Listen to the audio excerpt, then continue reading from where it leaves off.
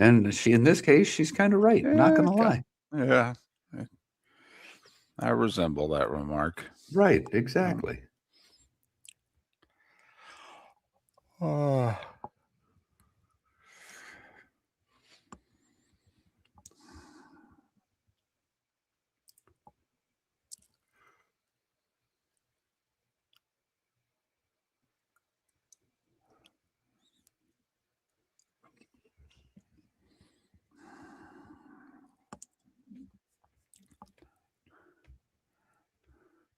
Got hockey tonight, Mark. Yep.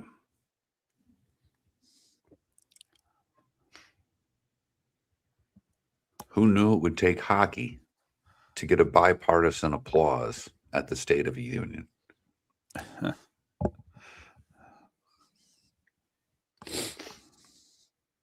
It's National Pistachio Day.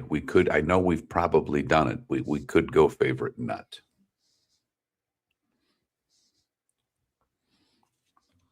I nominate cashews. That would be my choice. Do we just say it's National Pistachio Day? Do you like pistachios? As one of people who don't. As one of our questions?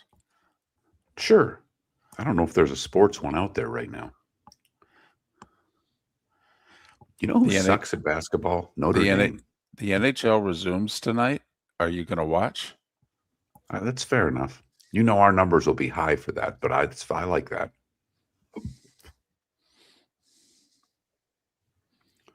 The NHL resumes tonight because of the USA gold medal. Will you watch more than you used to?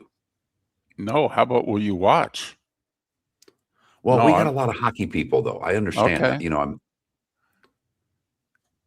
All right. I agree, Mark, because I'm a moderate hockey fan at best, but man, after the Olympics, I'm all fired up now to watch some of these guys in the NHL. Well, and your team's not bad. They're not bad. No, your team's pretty good. I could argue the top 3 teams in the West are in that division. Oh, I think you're right. So the Olympics had me more fired up to watch more NHL for sure. Johnny Mac, these days, what's inexpensive? And in all seriousness, is there a nut that's cheap? The one that's not a nut, a peanut. 10 seconds, fellers.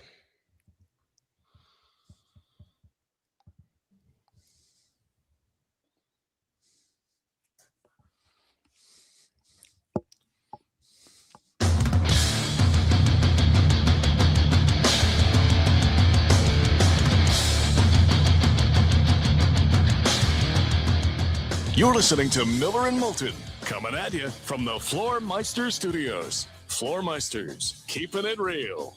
And now, here's Mark Miller and David Moulton. Top of the morning to you on this hump day. Let's get over it together, shall we? Lots to talk about. How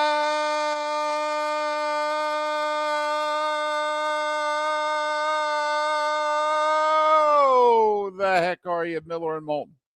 MillerandMoulton.com. Miller_Moulton on X. Mark is with us once again. Is this your last night in that particular hotel room? Yes. Today at 3:00, I will have I guess I have to have a meeting, David. I have to meet with the Hope Lodge and get their rules. So, and so they're going to deem if you're worthy. I am worthy. I've already been given a room, but apparently I have to go through an introductory meeting of some sort, a registration meeting. I don't know exactly what it is, David, but I know that I have one. Is this like orientation at college? That's what it seems like to me. They kind of already told me all the rules. It didn't seem to be very many rules. No drugs, no alcohol, no tobacco. I'm fine with that. I can't have any of them anyhow. I don't. And there's a couple of one of them I don't even want. Right. Okay. So what else is there? I don't know, but we'll find out today, I guess at 2, because I've got to make my way to Moffett for my daily workups and all that kind of stuff. So it's All right. It is what it is. Okay. I mean, if it's like college, will they give you a tour of the dorm first, or have you already Okay, because like most people visit their college before they go, and they've seen it before, and they've seen the dorms, and you will live in one of these. I'm just curious. Have you seen your dorm room? I have not. I've driven past the building in which I will spend the next couple of months, but I have not been inside the building. Do you know I went to college sight unseen? I do. I do. I remember you telling me that. And not Yep. many people do that. I mean, I don't know No. of any. In fact, I don't know of anybody else that did it. Because I only applied to one college. I got into Michigan State September of my senior year. I got admitted very early, and I wasn't going anywhere. Once I got in there, that's where I always dreamt of going. So I didn't even send out another admission Yeah. anywhere else. Yeah, I was going to go to Syracuse and be one of those people. Boy, I'm really happy you didn't. Well, but those people get prominent, well-paying jobs. No, I know, but they're all annoying. And speaking of which, Seth Everett on the show at 8:30. So Syracuse was like, seriously? No. And then my mother was like, have you seen how much Syracuse costs? I'm like, no, I didn't look at that. She goes, oh, I did. You ain't going there. Okay. Funny you say that, because for whatever, and it wasn't because of I didn't know they had a good broadcasting school. When Derek Coleman went to Syracuse, I started paying attention. He's a year older than I am. He went there for hoop. I watched that team, and I'm like, that looks like a fun place to go to college, because I watched the basketball games. Right. And the same thing, I looked at it briefly, and my mother said, yeah, no. We didn't fully understand out-of-state tuition back then. There were two schools that I looked at that were out of state. Syracuse was one, and they had what was called the pre-SAT, when you were a sophomore. Right. And I got one question wrong in math. I had like a 790 in math. And because of that, I started getting information from a lot of colleges. Okay. One of those was the University of Miami. Oh. The U. And I'm right. Like, and again, my mother, this was more of a distance thing. She never even looked at the price, because that's a private school. She'd have said no. My dad would have killed me. But she said, you're not going to school in Miami. Okay. Okay, Mom. Right. When I still listened to her. I kept applying to Rutgers, kept getting waiting listed. My love-hate relationship with the Scarlet Knights. There was a school out in Iowa that offered me a golf scholarship. I seriously contemplated it. All right. I was just good enough at golf to get a scholarship, and never going to be good enough to play it for anything. And I at least looked myself in the mirror and said, come on, you're not going to be an elite golfer. I mean, come on, look at you. You can ham and egg it pretty good around these high school courses and high school competition, but come on now. So go be a broadcaster somewhere. And I ended up going to the University of Scranton because, well, it was the only one left. Of all the places I applied to, it was the only one left. My mother asked me like 2 months before college, so where are you going? I go, well, it looks like Scranton. I can't go anywhere else. She's like, okay, Scranton it is. And so you drove in August or September or whenever school started, and that was it. Saturday morning of Labor Day weekend in '83. We drove to Scranton, car loaded, my grandparents, my mom, and me. Yep, drove up to Scranton. Turned out I was in an orange dorm room. For whatever reason, I guess they painted, they had these big square buildings. Those were your dorms. And they assigned a color per dorm. And my dorm was orange. And I mean orange, pumpkin orange, and freshly painted. So you could smell it too. And it wasn't great, but it was awful mid to late afternoon because the sun was shining right into your room. That sounds miserable. Right. It promoted underage drinking. I mean, I'll tell you that an orange room will do that. Whew, man. But yep. I was on campus an hour. Most beautiful girl I ever saw came up to me and went, "Hi." And I literally turned to my mom and grandparents and said, "Well, I'm good. I'll meet you after lunch." Sounds like a plan. Right. So Miller and Moulton on this hump day. I don't know if there are big wings, but there's a lot of meat on a bunch of medium-sized wings, I thought, on Okay. the bone in the sports world. That's kind of how I see it this morning. All right. You're going to have to help me through it because I don't see that much meat. I see more celery and carrots that you've got to dip into the blue cheese or ranch. So All right. I'll work with you throughout the morning to get a little excited. Although I will say for the Orlando Magic, and I know two of you care about the NBA that listen half the time, but we talked about it yesterday. As we said, what's on tap? Orlando finishing off their road trip. They get a win against the Lakers. Yes, Thought they that do. was a key win. The Cavs just whooped your Knicks. Yep. And that couple of Eastern Conference games that I thought were relevant. I thought Orlando getting the win was big, and I thought that Cleveland pounding the Knicks was a probably a bigger game for the Knicks again than Cleveland. Those two teams now tied in the standings. They're both 2 games behind the Celtics for the 2 seed. Who won And- last night again? Yes. And Duke gets the #1 ranking in the country, which we told you they would, and they go out and just destroy Notre Dame on the road. Notre Dame's bad. Yeah, I know, but 44 to lose at home by 44 to a conference opponent. Wow. Wow. Imagine if the ACC could get Notre Dame and Syracuse good again in basketball. Would be nice for them. You're darn that right help? it would. Yeah, Yeah. I would think it would help them. Miami of Ohio continues their undefeated season. Yes. Come on. Don't you want to see them undefeated going into the tournament?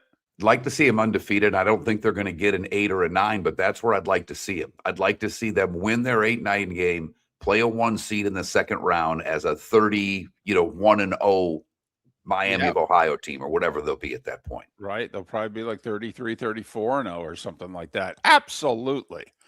It's happened so rarely. You had the Wichita State team going to the tournament undefeated, Kentucky, obviously UNLV in 91, but I don't think it's happened a handful of times since you had 2 undefeated teams in the Final Four in 76. So here we are coming up on the 50-year anniversary of Bobby Knight and the 76 Hoosiers being undefeated. Last team to finish that way. And maybe, just maybe, we'll have a team get to the tournament with a donut. That'd be cool. But with every win, and I was so excited when we talked to Mike Miller earlier this week, and he said they're in. They can lose 2 and they're in. And I was like, thank goodness. Thank goodness. Well, I will say, though, Mike Miller of the Field of 68 is the only person I've heard say they can lose 2. I know, but get through the season undefeated. They've got a couple more games. They're obviously going to be favored in every game they play, and then can get to the MAC tournament undefeated. And it looks like at that point they'd be in. I was going to be crushed, David, if they played the regular season undefeated and lost in the conference semis or the conference finals and were left out. I would have just been crushed. Yeah, and I think also, as Mike pointed out, it's not like the bubble's real strong. And once again, you guys keep talking about expanding this sucker to 76. Okay, the last few years at 68, all right, the bubble's been weak as blank. Okay, and you now want to make it 76? Okay, well then, please tell me who you're letting in. I want to hear. Come on, it's 2 Big Ten teams, 2 SEC teams, an ACC team, and a Big 12 team. What do you mean? Well, that's 6. But seriously, I mean, are we giving more bids to the American, the Missouri Valley? You want to do that? Fine. But my goodness. Oh, by the way, how about UCF last night? Going on the road and beating BYU. What a great victory for the Knights last night. Terrific victory, David. Great call. This is how great this win was. Biggest margin of victory on the road against a ranked team in program history. And I think has absolutely locked UCF in as a tournament team. And look, this is where someone like me, who has picked on them over the years, more in football than in basketball, but you've got to give UCF their due here. This isn't doing it in the American. This is doing it in arguably the best conference in college basketball. The Big Ten, maybe this year is the best, but the Big 12's right there. Yeah, right absolutely. there. Absolutely. Night in, night out. And that's their, third win over a ranked team this year, but two of them were at home, and everybody goes, yeah, well, anybody can beat anybody at home. Really? They just went to BYU and won by double digits. So that makes them a bit of a scary team heading to the tournament. Someone that could upset someone in the first and or second round. Miller and Moulton, the starting five, 25 minutes away. Thanks for listening. Your roof is your home's first line of defense. At Pelican Roofing of Florida, Ronnie John and their team bring years of experience to protect what matters most, your family and your business. From residential repairs to large-scale commercial roofing, we deliver honest work, fair pricing, and quality you can trust. An upgrade on your roof can lower your insurance costs. Don't wait for a leak to turn into a disaster. Call the experts at Pelican Roofing today. 1-866-9-PELICAN. That's 1-866-9-PELICAN. Online at pelicanroofingcompany.com. CCC 1332512. Let's talk the big differences between Floor Meisters and the big box store that sells flooring. Floor Meisters is family owned. They do flooring, not doors, nuts and bolts, or weed killer. They specialize in it. They know it. Floor Meisters backs their installer. So if there's ever an issue, good chance the boss, TJ, will come out and make it right. Floor Meisters prices beat the box stores every day of the week. When you think flooring, think Floor Meisters in Naples. Floormeisters.com. Real people, real prices, real quality selection. The Floor Meisters, just keeping it real. American Paint Supplies is your one-stop shop for all your coating needs and has been for 30 years. American Paint Supplies is also your #1 Festool dealer in Southwest Florida. If you are a builder, cabinet maker, painter, or power tool enthusiast, Festool craftsmanship can be found at American Paint Supplies. Celebrating 30 years of service, and Festool is celebrating 100 years of excellence. Come to American Paint Supply for a perfect pairing of service and expertise on 6100 Shirley Street, Naples, off of Pine Ridge, or online at AmericanPaintSupplies.net. Get ready, Southwest Florida. The Southwest Florida Ag Expo is back. Now's the time to save big with the Mega Pass. Your all-in-one ticket to the fun, one low price. Get you one-day admission and unlimited midway rides. Mega Passes available online through February 26th at swflagexpo.com. Don't wait. Grab yours. Get ready for roots, rides, and real fun. Lee County, building a better community through business, sports, and tourism. This is Miller and Moulton.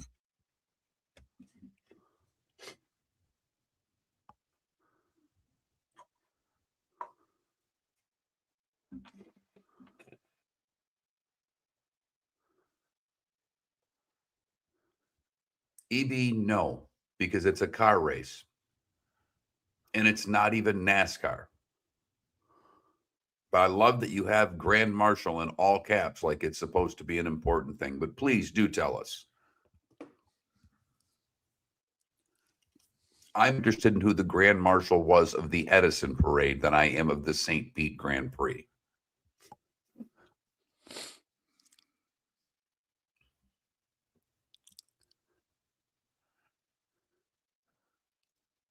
Is it Jake Getzel? Because he was on the U.S. Olympic hockey team.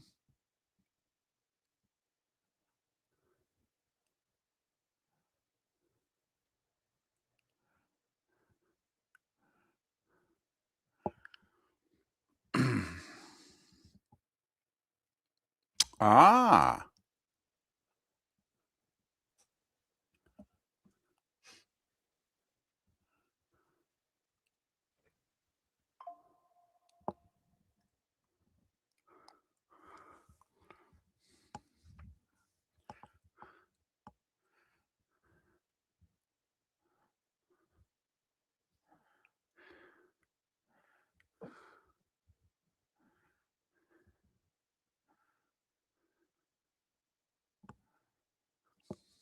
I put the NHL question. Okay.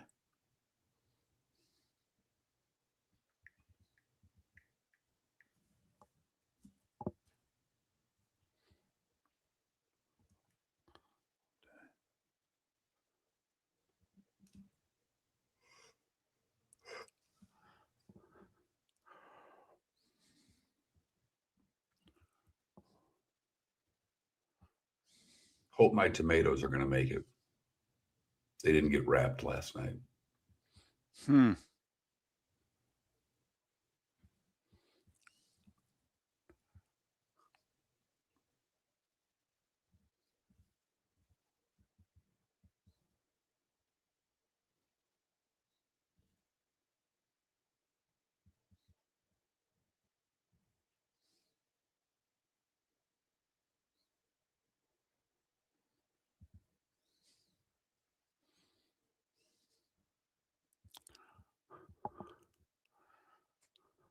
Ha ha ha.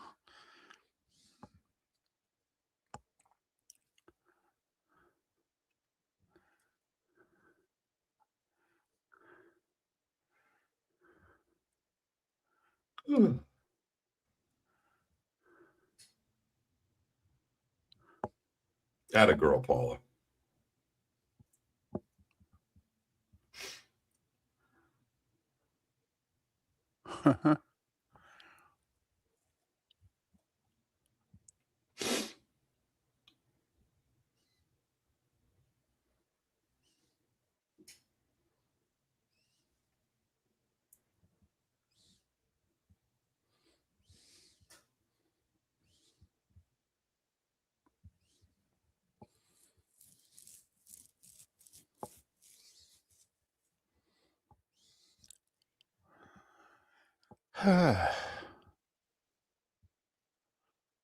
There you go, DC. Who loves you, baby?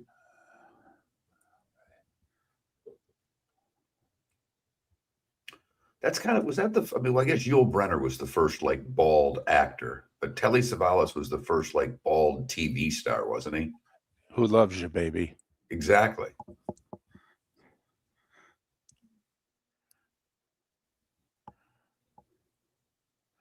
That's a nice touch, Sonny. That's a nice touch. Yep, it was.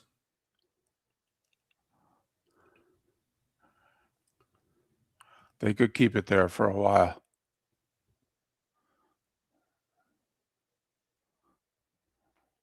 They could keep it there permanently. That's he was what I pretty, mean. He's a pretty damn good Red Sox. Wasn't he? I mean, I don't Second want to say in- instrumental, but he helped get that thing built, didn't he? Was he on the county commission then or no? No, I don't think he was, but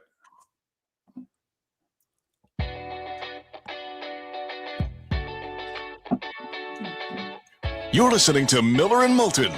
And now, here's Mark Miller and David Moulton. 21 minutes past the hour. Thanks for joining us on this hump day. You know, I thought the cold snap was supposed to be gone this morning. See, at the beginning of the week, they said we're going to have 3 cold days in a row. Boom, boom, boom. And then, less than 24 hours into it, they're like, nah, it's just going to be Monday and Tuesday morning. Now, by Wednesday morning, we're going to be back in the 50s, highs in the 70s, you know, in Southwest Florida and Tampa. You might even see 80s by the end of the week. You know, it's just going to be a 2-day thing.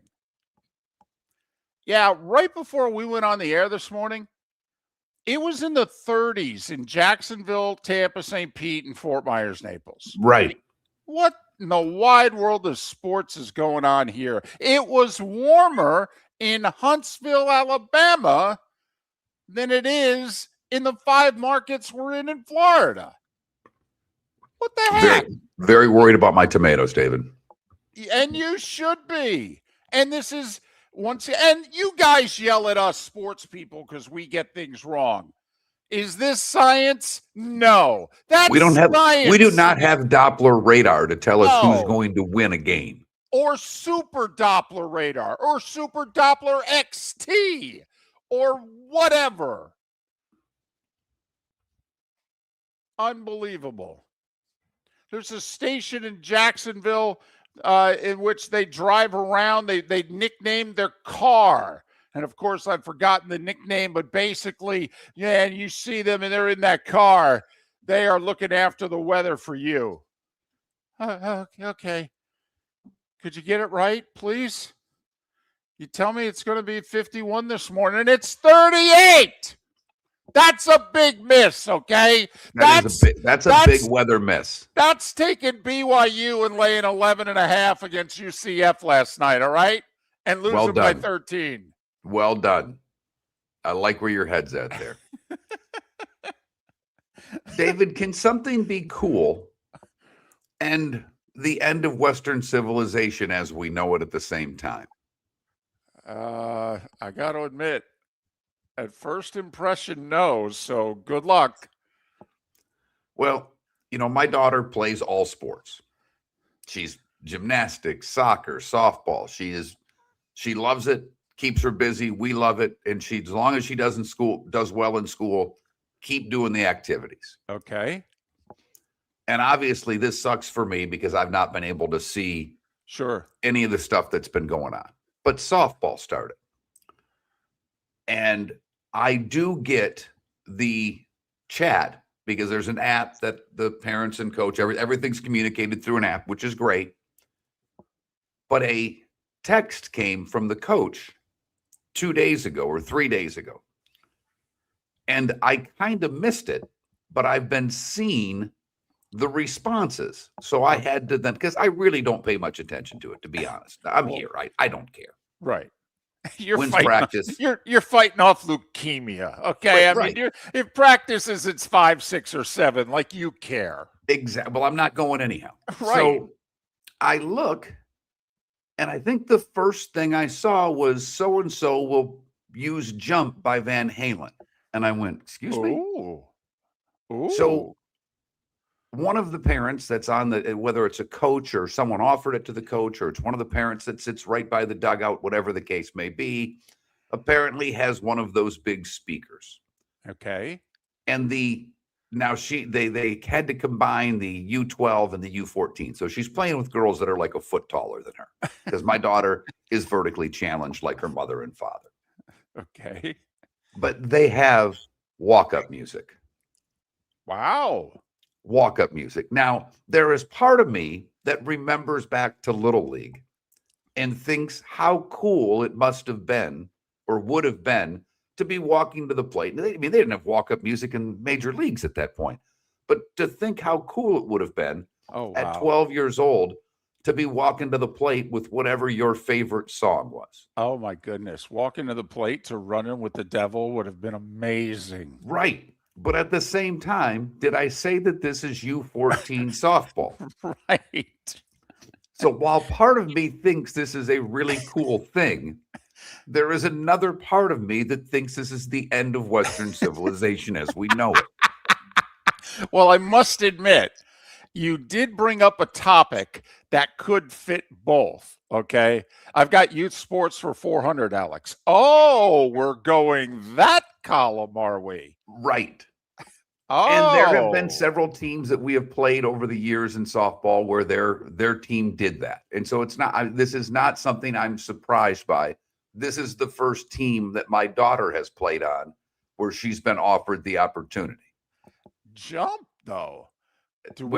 There was a Jump, and there was another parent that literally replied with Highway to Hell by AC/DC.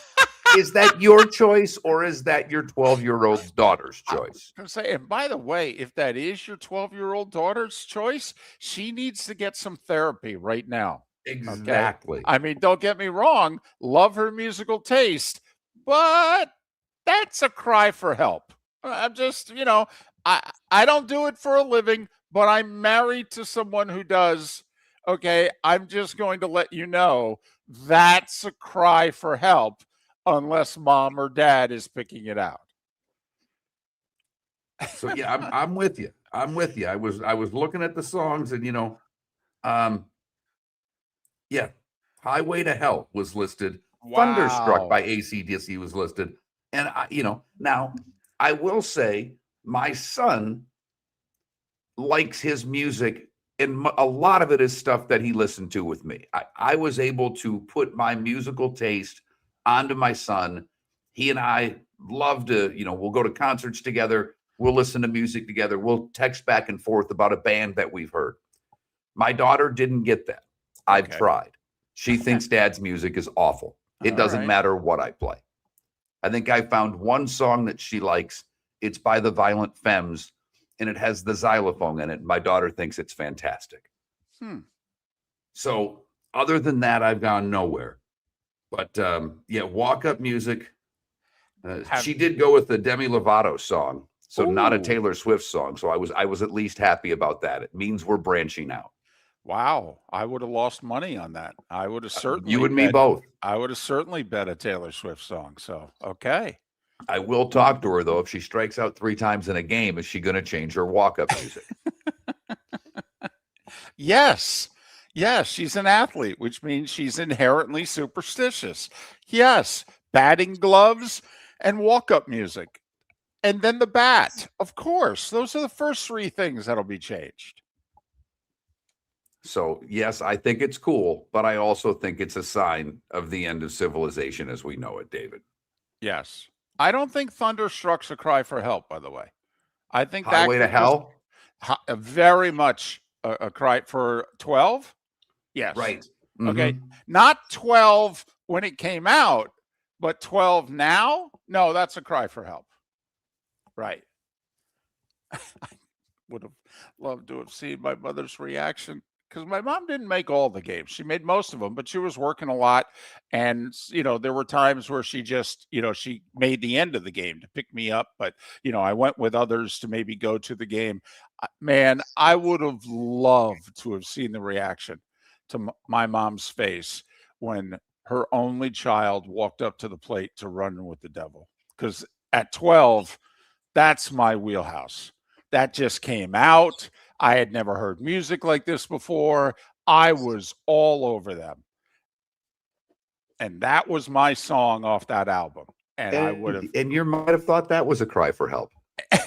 My mother probably just would have shook her head. Okay. The other parents would have looked at her. She would be like, don't worry, I got it under control. So there you have it. We've got a poll question up, by the way. The NHL resumes tonight.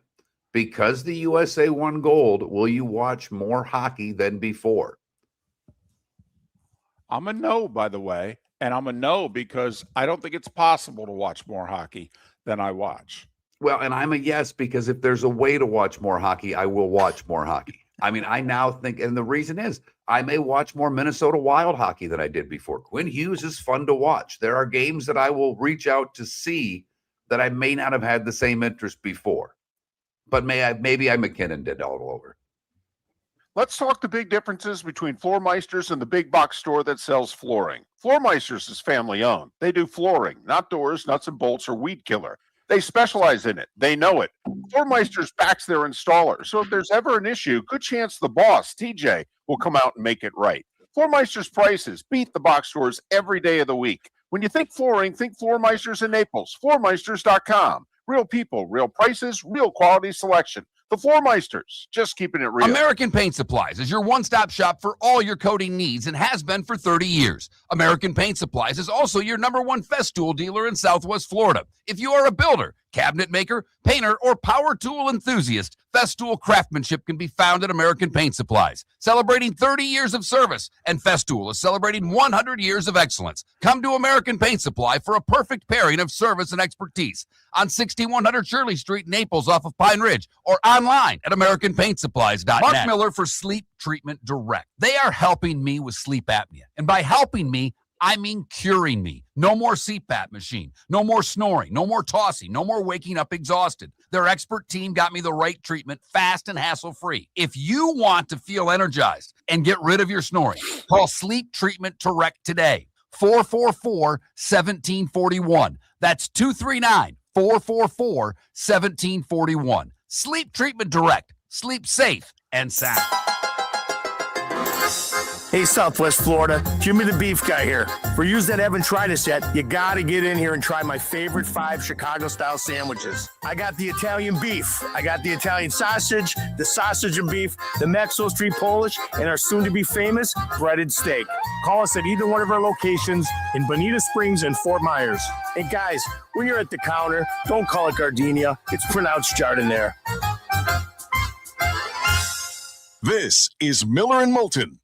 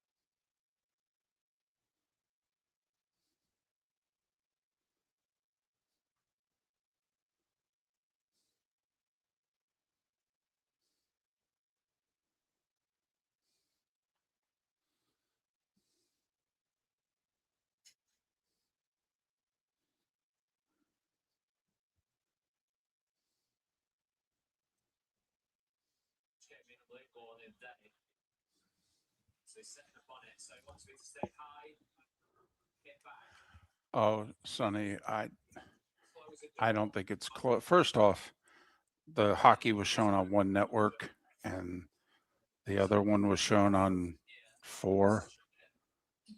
Really more than that, but 4 main ones.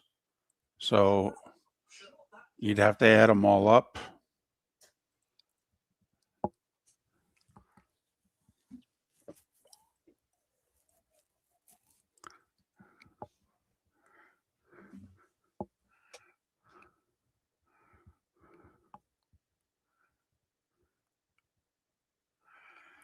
I got to shave today. This beard and stash is driving me nuts.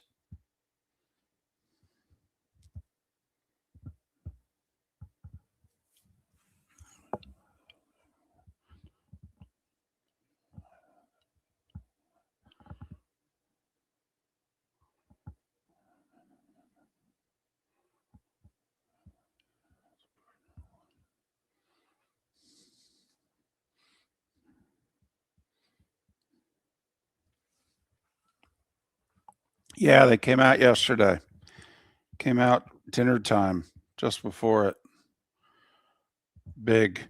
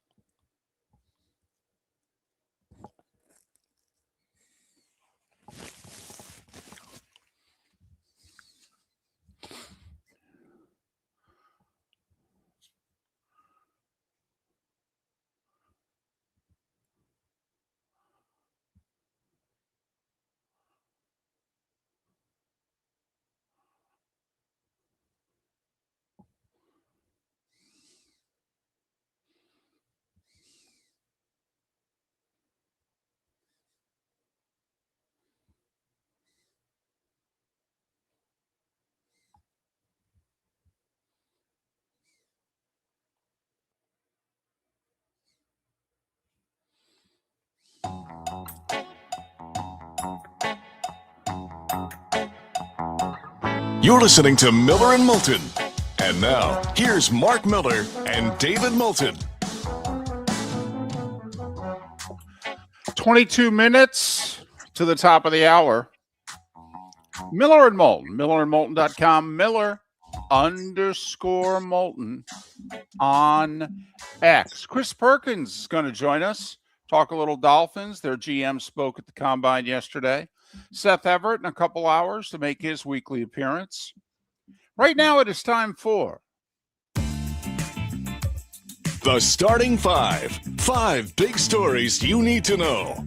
Here is The Starting Five. brought to you by Chile, Lee County, Florida. Building a better community through business, sports, and tourism. BST is getting it done. We'll start with the NFL. How about that? Lots of small wings. Lots of little meat on the bone stuff. First off, the Lions are going to Germany. They're going to be the home team when they play in Munich this year. All right. Joey Aguilar lost his last chance to get an injunction to continue to play college football for the Vols. So he's in Indianapolis. He's at the Combine. He was ready. He got the news in Indy. So he's turning pro. He'll try to make somebody's team. This will be, by the way, coming up the 5th year in a row. The Vols will have a different starting quarterback. Get used to it. That's college football now. But can you win that? I know Indiana just did. They had 2 different quarterbacks the last 2 years. Miami. I know. Coaches are making Notre Dame's he bought new. I mean, now they're going to have a guy for multiple years, but Notre Right. Dame switched up quarterback. I mean, But it's interesting, isn't it, that if this is because what was the thought in college basketball? Let's get old, stay old. In college football, it's nice to have an experienced quarterback like Texas. They had 3 years of Ewers. Now they're going to have, 2 of Arch. well, David, they have experienced quarterback. Their experience all comes somewhere else. They don't want it. They're refusing to develop guys, and they're getting guys that got their experience somewhere else. No, you're right. You are right. The Jets say they're going to keep running back Breece Hall, even if a deal can't be worked out in the next couple of weeks. So the Jets basically saying we'll work out a deal or we'll tag him for 14.3. The Raiders have publicly said again that, they want Max Crosby on the team. Okay, here's what I don't understand. You guys control whether Max Crosby's on the team. I mean, don't think don't realize that. Okay. So when you say we'd like him to be on the team, well, okay, isn't that Unless someone wows you with multiple picks that worthwhile to trade him. right? Isn't that under your control? Eagles Howie Roseman says, hey, I'm looking to add to the roster. When asked, are you going to trade A.J. Brown, not subtract? Well, okay, but does that rule out an A.J. Brown trade? No, he could make the argument. They might get a player and a pick and draft his replacement. And they could argue we made the roster better. But so anyway, so the Raiders and Eagles playing the game yesterday concerning Max Crosby and A.J. Brown. This 49ers Trent Williams situation is interesting. So Trent's 38. He's their best lineman. He has been for years. He's entering the final year of his contract. Mark, do you know what his cap hit is for this year if they don't work out a new deal soon? Is it in the 30s or is it higher than that? Oh, no, it's in the 30s. It's almost 40. His cap hit's 38.8. Now, remember, that's not his salary. It's his cap hit because they've moved money around and kicked the can down the road at some point to some degree. So, Niners and Trent Williams, they say they're talking. They say that they still like each other. But Trent would seem to have the leverage here because A, the Niners need him on the field, and B, the deadline is on Trent's side. The new NFL year begins 2 weeks from today. Dolphins indicate that taking on all of Tua's dead money, $99 million, on this year's cap is unrealistic. Now, that doesn't preclude them from getting rid of Tua. They'll just make him a post-June 1st cut and do, 56 now and whatever later. But, I mean, they're just saying, it's out there that, we'll take the hit all right now. And they're basically saying, do you know how much dead cap money we got already? Well, I'll say it again. The lowest cap figure for the Dolphins in 2026 is to keep Tua on the roster. Right. Put him at third string. Don't play him if you don't want him to get hurt. If you want to bury him, bury him. But that, from an economic standpoint, that's the wisest move. Doesn't mean it's the wisest move for the team. Economically, it's the wisest move. I mean, can't the Dolphins do with Tua what Cleveland did with Deshaun Watson last year? I know Deshaun was rehabbing an injury, but even if Deshaun late in the year said, I'm healthy enough, Cleveland wasn't playing him. Now, this year is a different story with Deshaun's cap hit in the $80 million range. Falcons indicated yesterday morning they're releasing Kirk Cousins as soon as it's allowed, which means it'll be 2 weeks from today, Wednesday, March 11th, when the new NFL season begins. Gut feeling, Cousins play or retire and go into broadcasting? I think he plays. I think he's a Minnesota Viking. I do too. He finished with 4 wins. He finished 5-2 as a starter this year in Atlanta. I think he still wants to play. Broncos, Sean Payton says he will not be calling the plays next year, that it'll be Davis Webb who will be calling the plays for the Broncos. If we were doing a show in Denver, wouldn't our poll question be how many games until Sean Payton takes play calling back from Davis Webb? Totally. Is Davis Webb still the play caller on Columbus Day? Yes or no? Totally.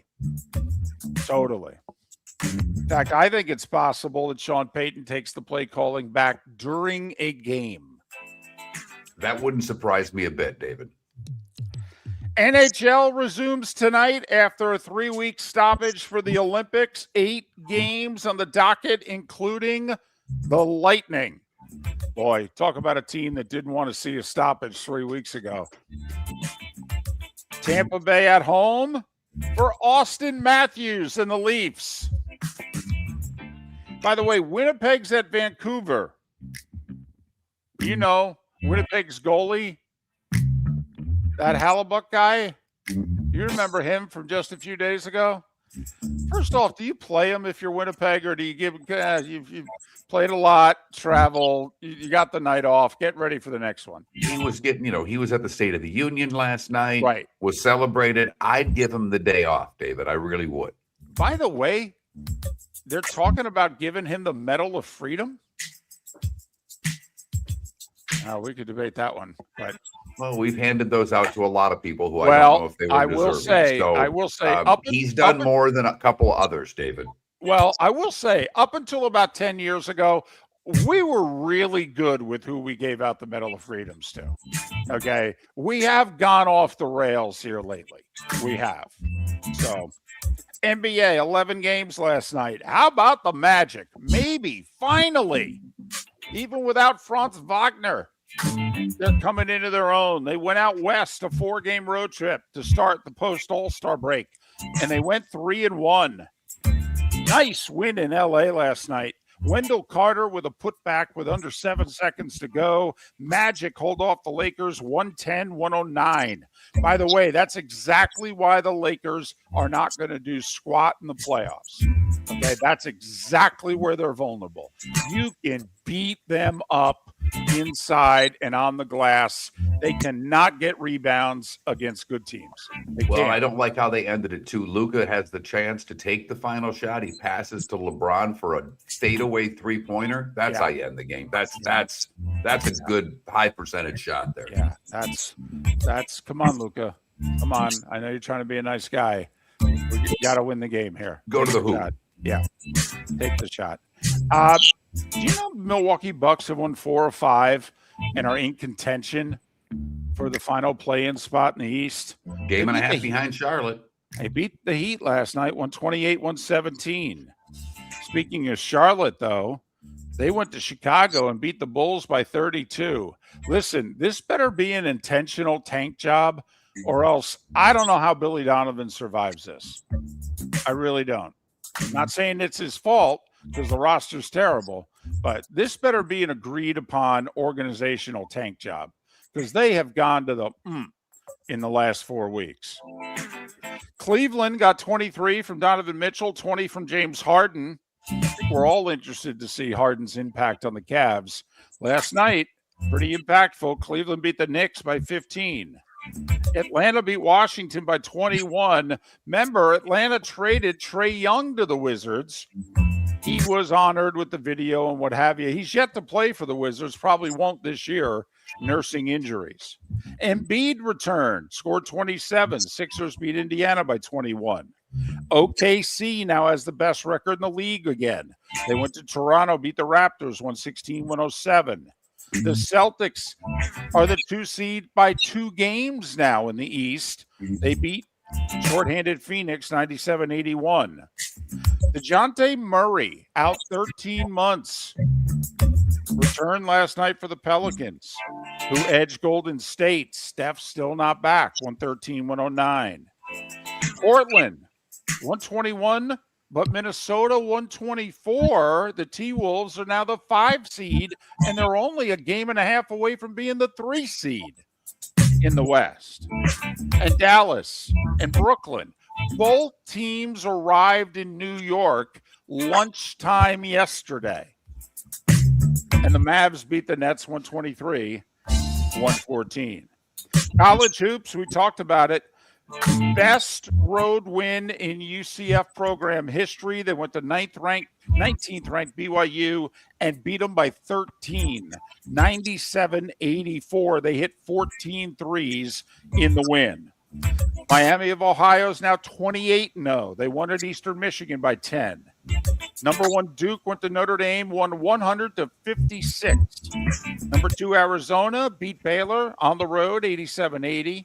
Michigan at home, 3rd ranked in the country, beat Minnesota by 10. 4th ranked Iowa State went on the road, beat Utah by 16. Couple of seeded teams lost, or ranked teams, I should say.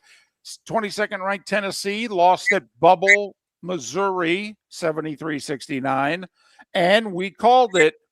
Dayton was ready for the Billikens, and the Flyers beat St. Louis by 15. Canes got revenge on the Noles in Tallahassee because Florida State had beat Miami earlier in the year. Miami, their 22nd win of the season, 83-73. The Canes are a tournament team. Kentucky won, Auburn lost last night. And finally, Mark, baseball. We had it during the show yesterday. You broke the news. Chris Sale, a 1-year, $27 million extension for next year. Of course, we don't think there's going to be a next year. And the club, Atlanta, holds an option on Sale for 2028. So I know Chris would like to finish his career there, and it looks like the Braves would like him to finish his career there. And good news for the Rays. Don't see how it gets better than this. The Florida cabinet and Governor DeSantis agreed to give them the 22-acre plot of land, otherwise known as Hillsborough College. They're going to give them to the Rays for their stadium deal. Now, they're also going to renovate buildings for Hillsborough College.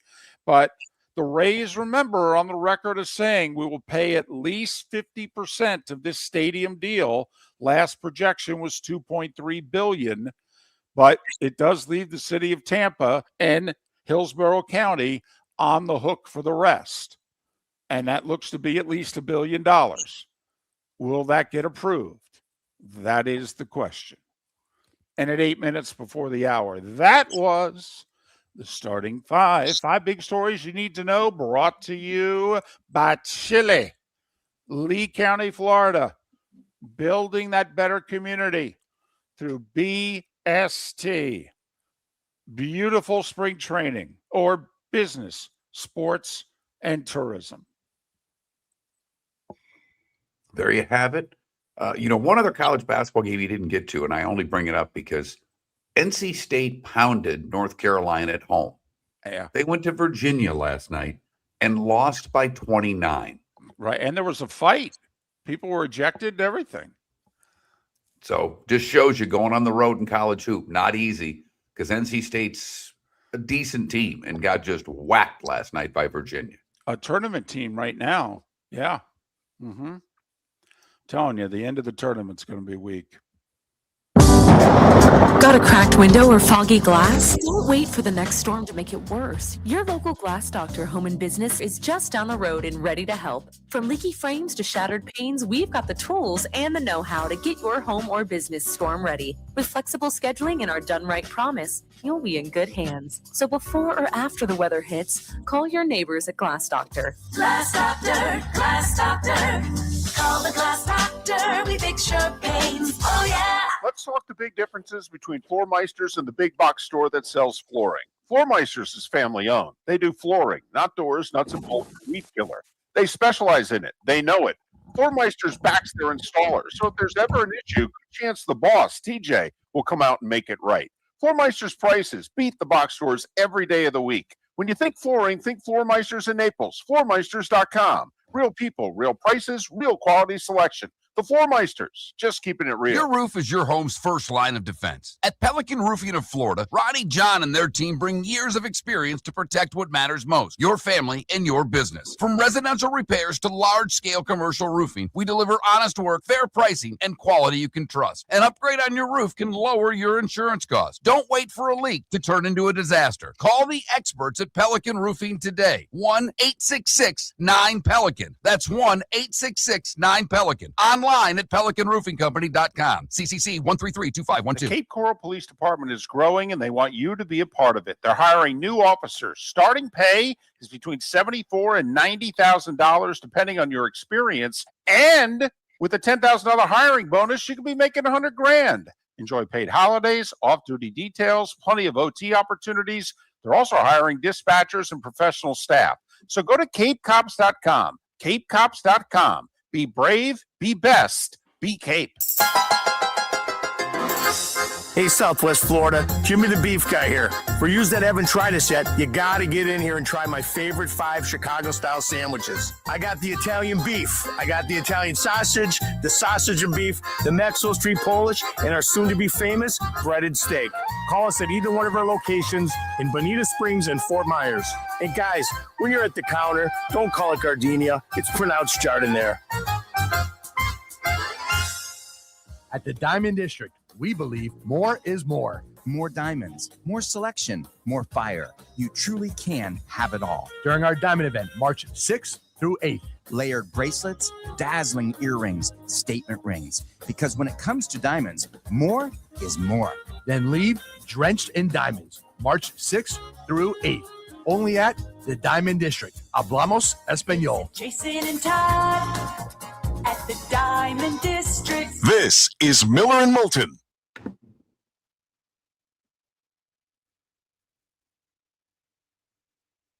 Moving studios, yes. I don't know what our frequencies are now. I don't know what they're going to be. I think 98 or 80, 98 one's going away. But you got to remember, Greek God, I'm more worried about our syndicated and getting on new markets than what frequencies we're on in Fort Myers. Not trying to be a jerk, but I can't pay attention to everything that's going on there. But yes, we are moving studios. The building, the company that we were on with was sold, and they're moving everything to their building.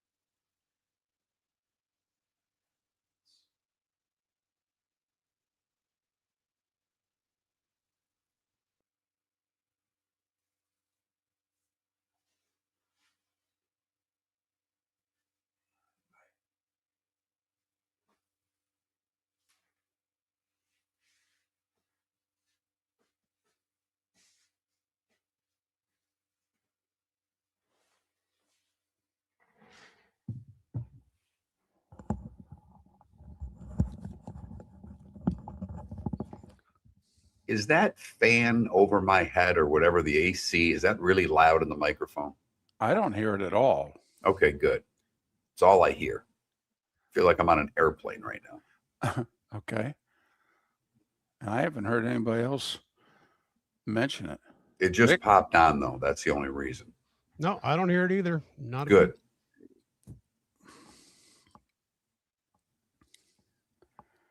Do you have anything here? Because I got something. Go.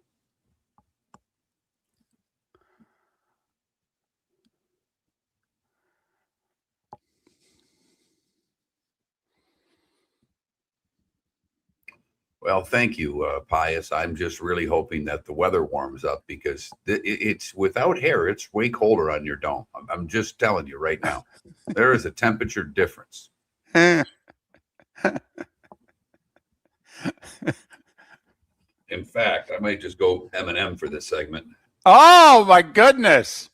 You're gonna get one of those knit caps?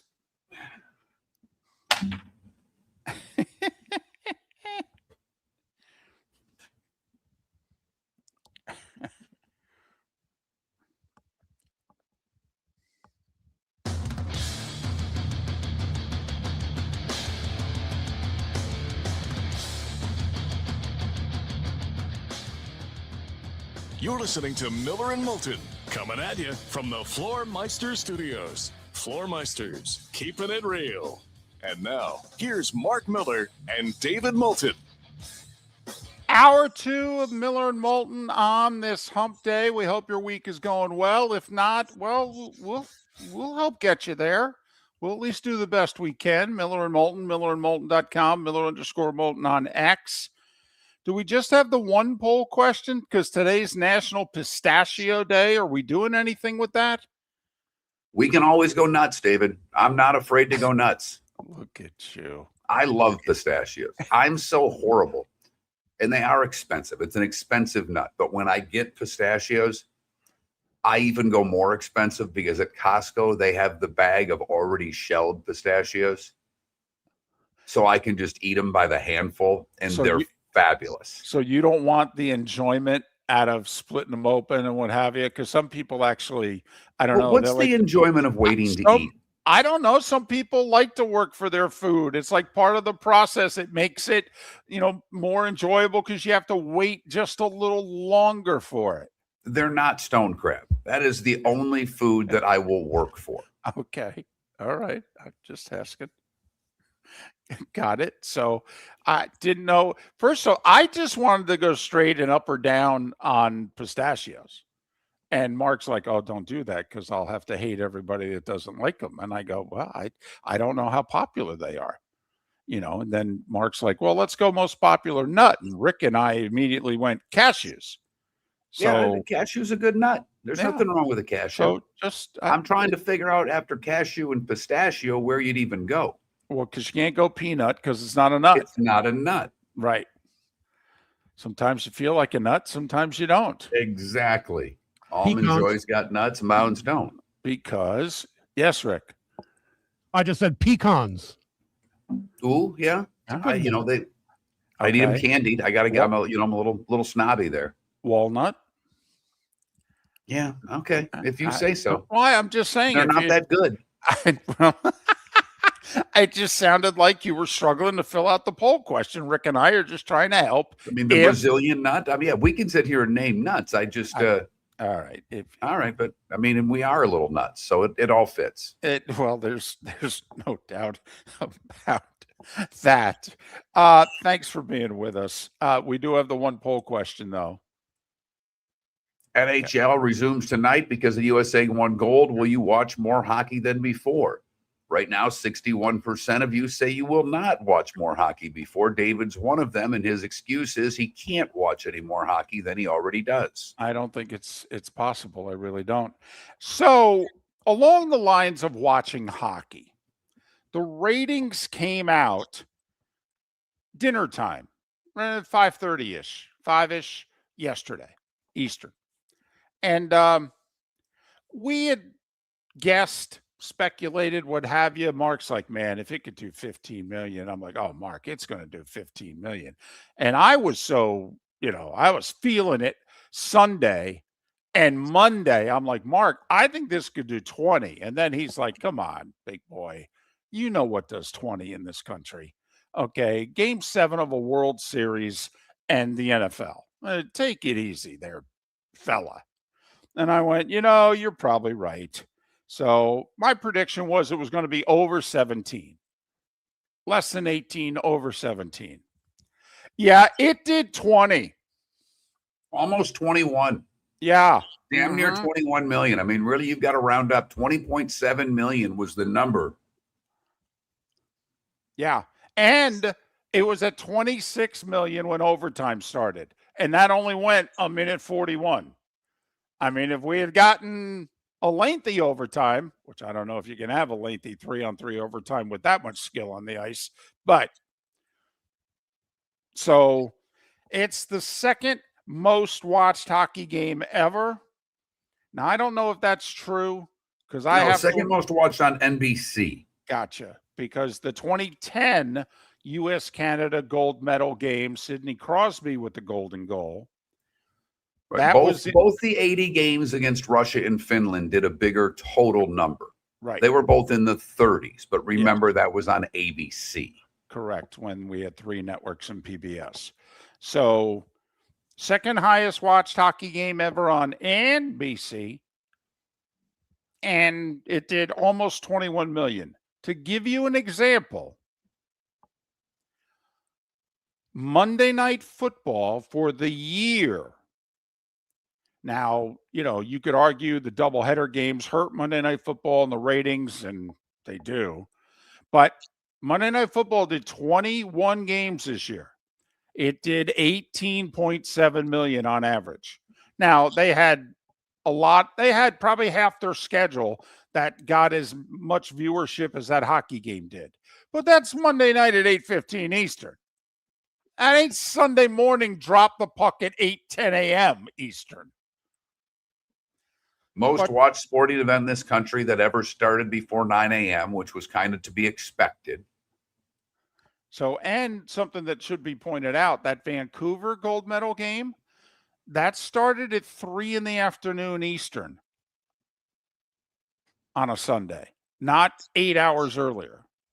And it was in North America because it was in Vancouver. Just saying. So, there you have it. Big numbers. And NBC had a glorious Olympics.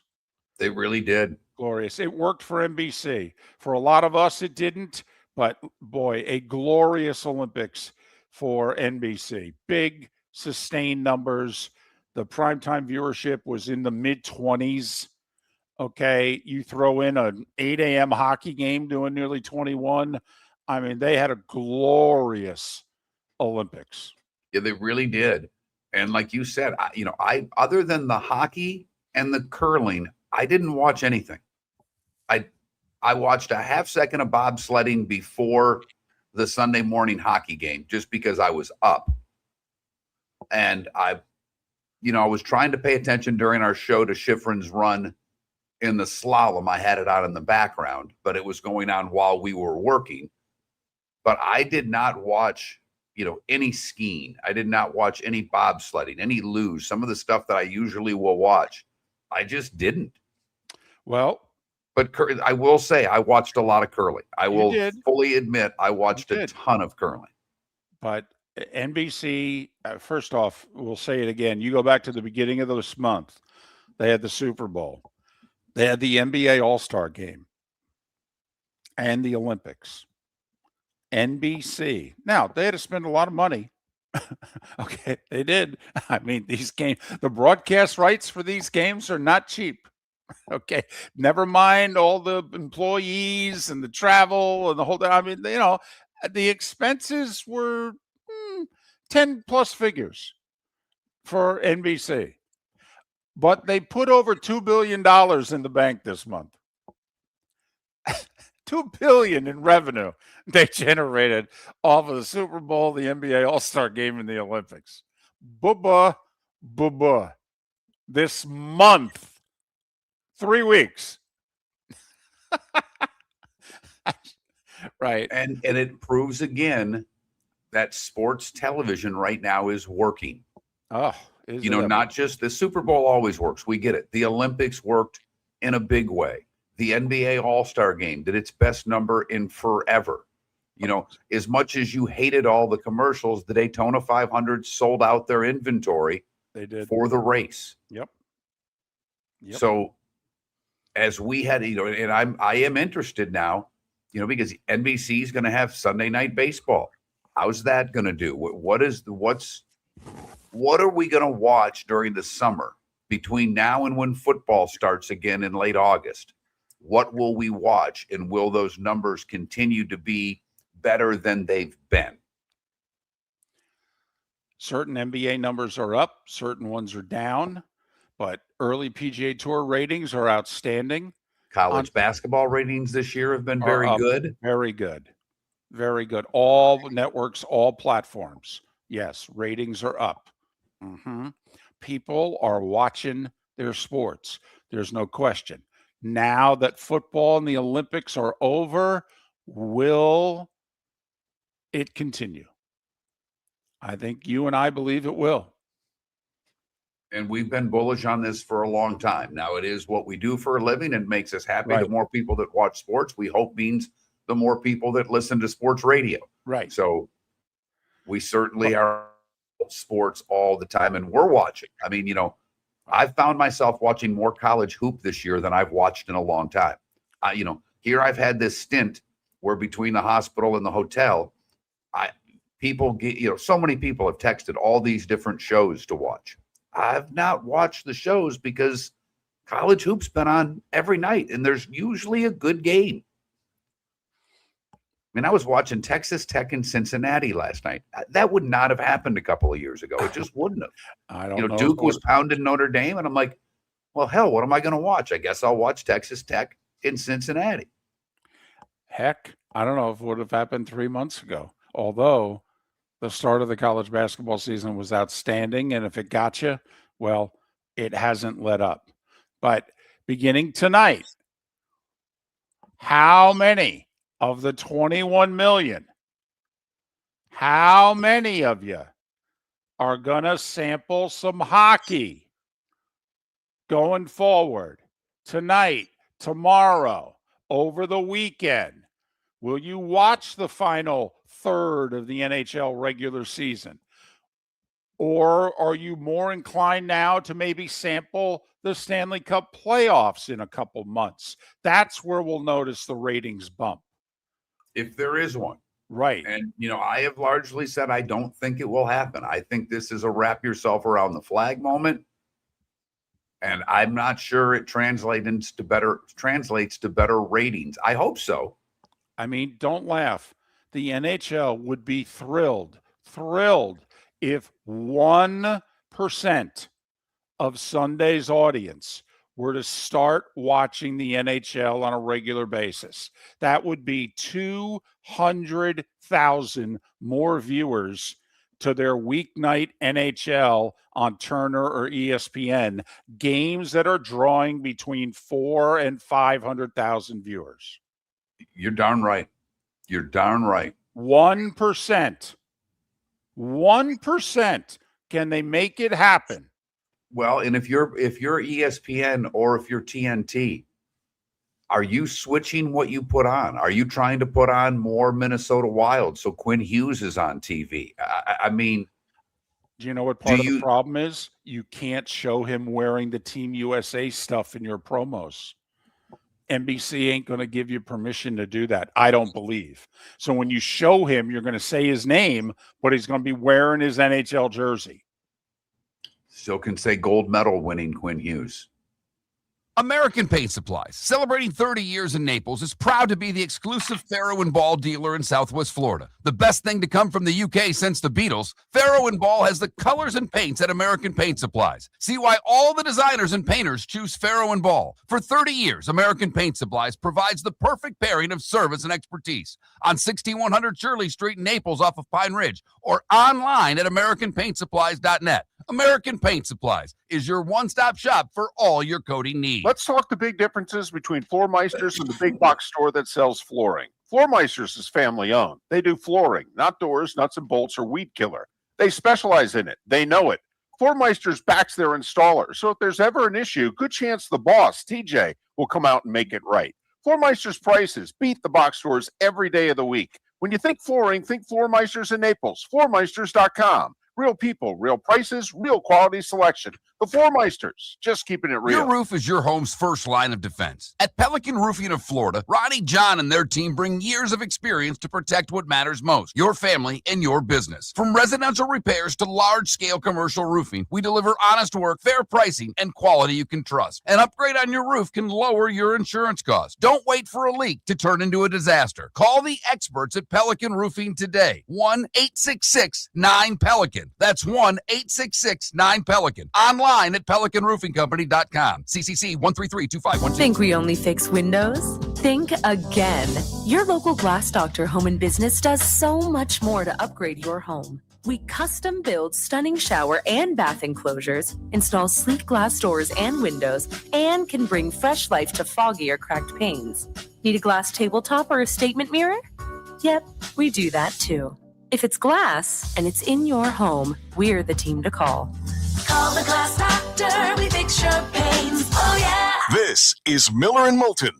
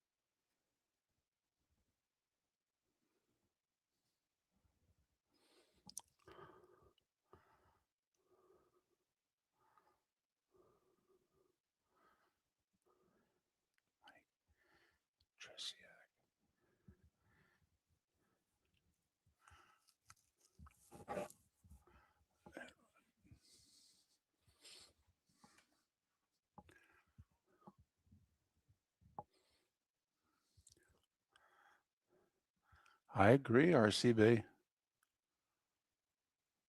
Why are they going to be targeted, Johnny Mac?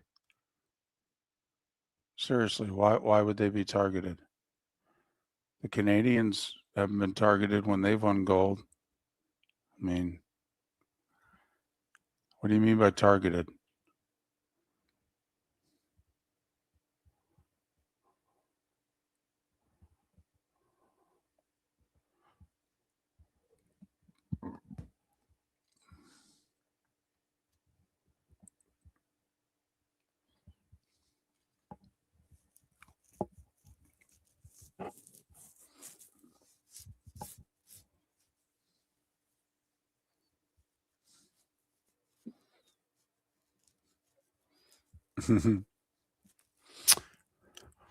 Raiders, how are nights working for you?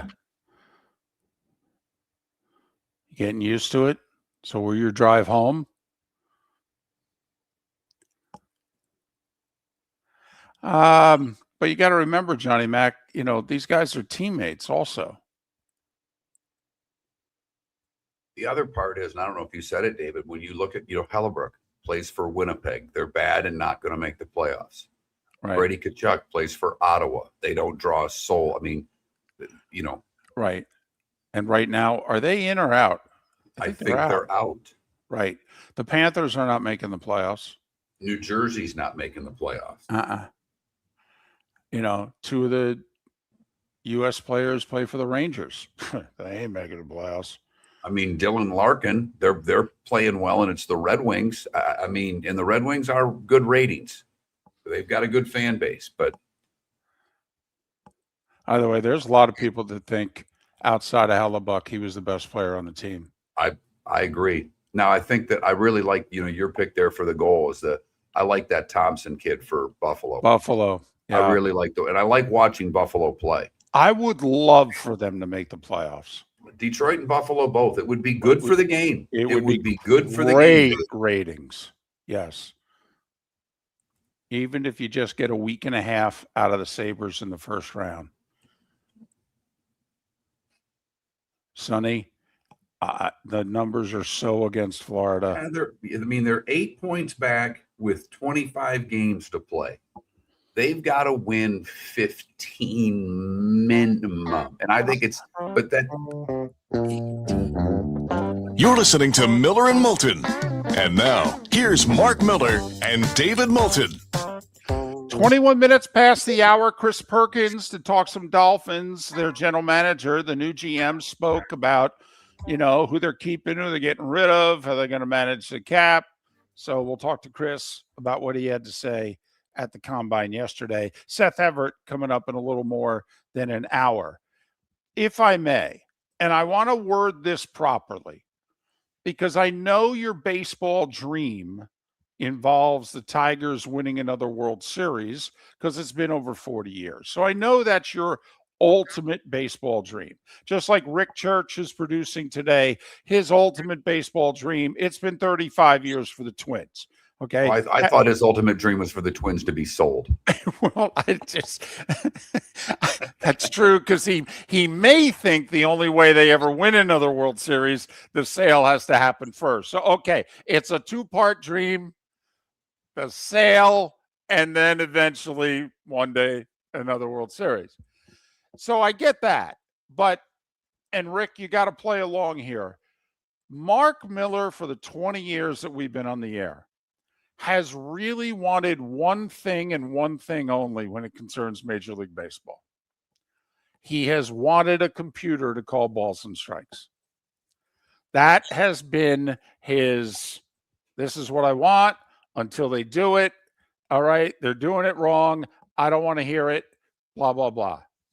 Did you see or hear what happened in Fort Myers yesterday afternoon? Was that the umpire that just had the horrible game? I didn't know where it was played, but I know there was one game played in which the umpire was just awful. ABS was correcting nearly every pitch that was thrown. This was your in-game baseball fantasy.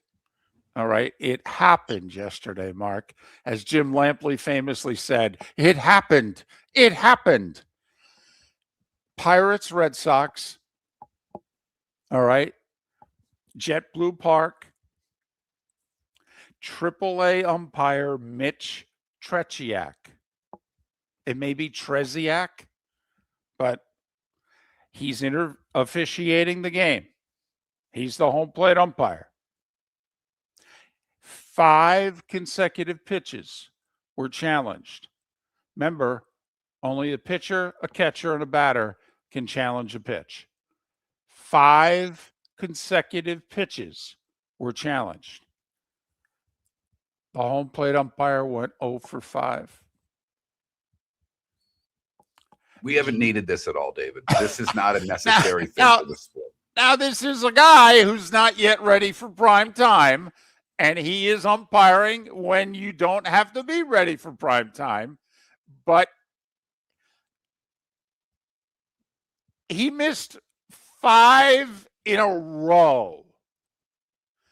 if a major league home plate umpire has a bad game, he misses 15 to 20 for the game. This guy missed 5 pitches in a row. And very quickly, each team gets 2 challenges. But if you're right, you're allowed to keep challenging. You still got your 2. So it didn't matter whether it was the pitcher, catcher, or batter. They're challenging. They're right. Okay, you still got 2. Right, because challenge again. you know, I read an article the other day, and I thought it was a good piece that talked about ABS strategy. When do, Right. you know, when Right. are we going to use these? Hey, if it's a ball outside that you think's a strike and it's a 0-2 count, and it's early in the game, do you use it there?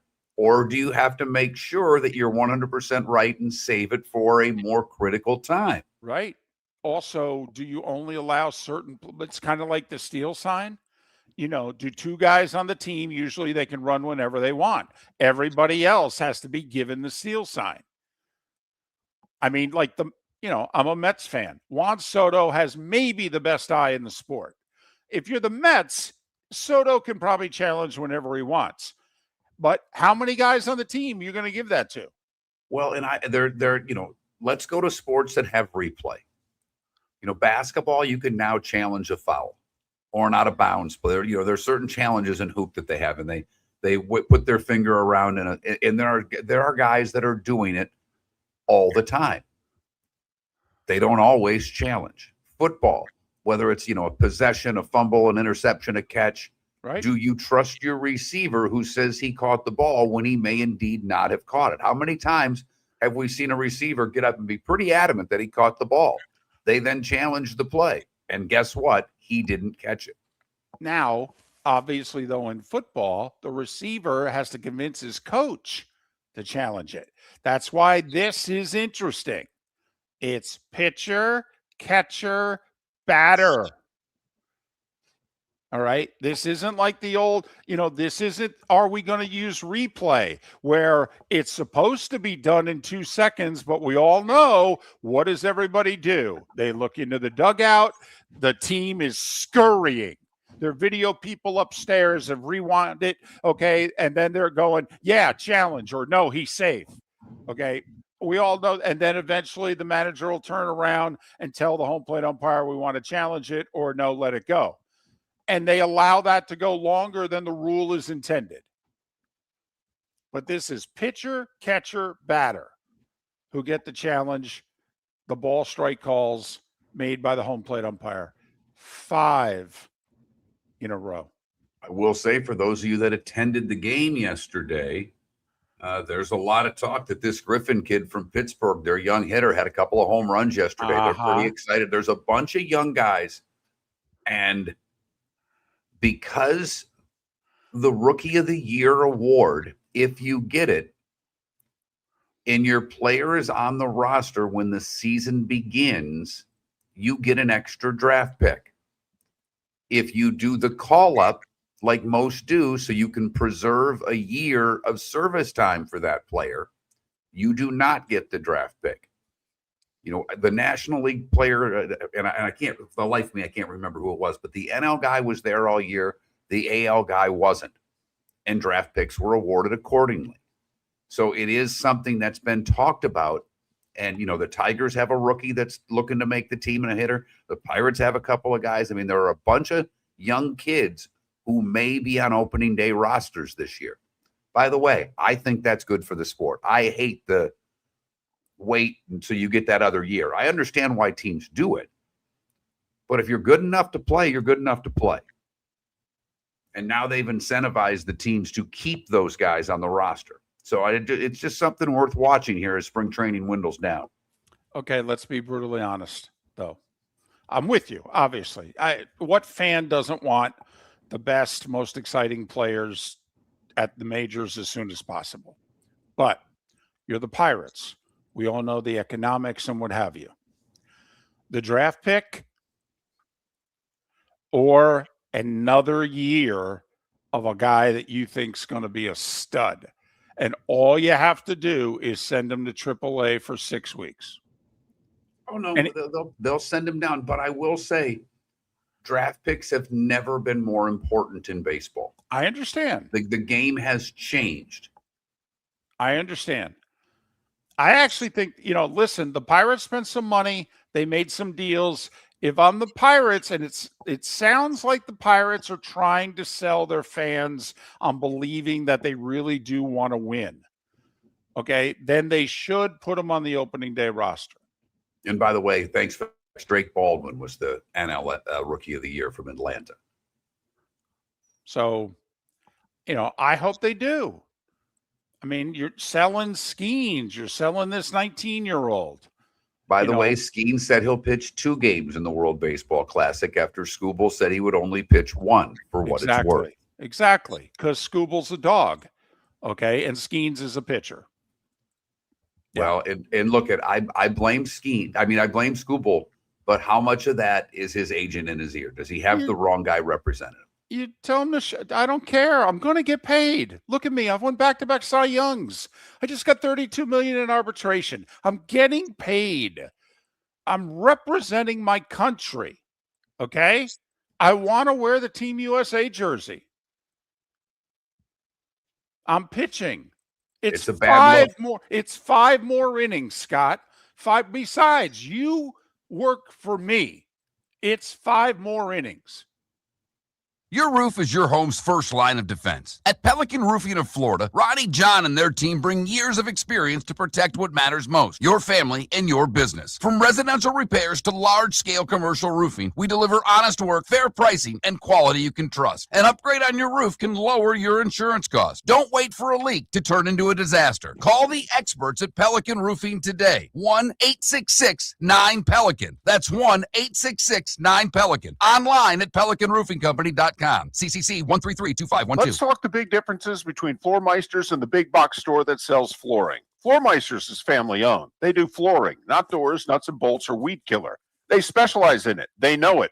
Floor Meisters backs their installer. So if there's ever an issue, good chance the boss, TJ, will come out and make it right. Floor Meisters prices beat the box stores every day of the week. When you think flooring, think Floor Meisters in Naples. Floormeisters.com. Real people, real prices, real quality selection. The Floor Meisters, just keeping it real. American Paint Supplies, celebrating 30 years in Naples, is proud to be the exclusive Faro and Ball dealer in Southwest Florida. The best thing to come from the UK since the Beatles, Faro and Ball has the colors and paints at American Paint Supplies. See why all the designers and painters choose Faro and Ball. For 30 years, American Paint Supplies provides the perfect pairing of service and expertise. On 6100 Shirley Street in Naples off of Pine Ridge, or online at AmericanPaintSupplies.net. American Paint Supplies is your one-stop shop for all your coating needs. Get ready, Southwest Florida. The Southwest Florida Ag Expo is back. Now's the time to save big with the Mega Pass. You're all-in-one ticket to the fun, one low price. Get you one-day admission and unlimited midway rides. Mega Passes available online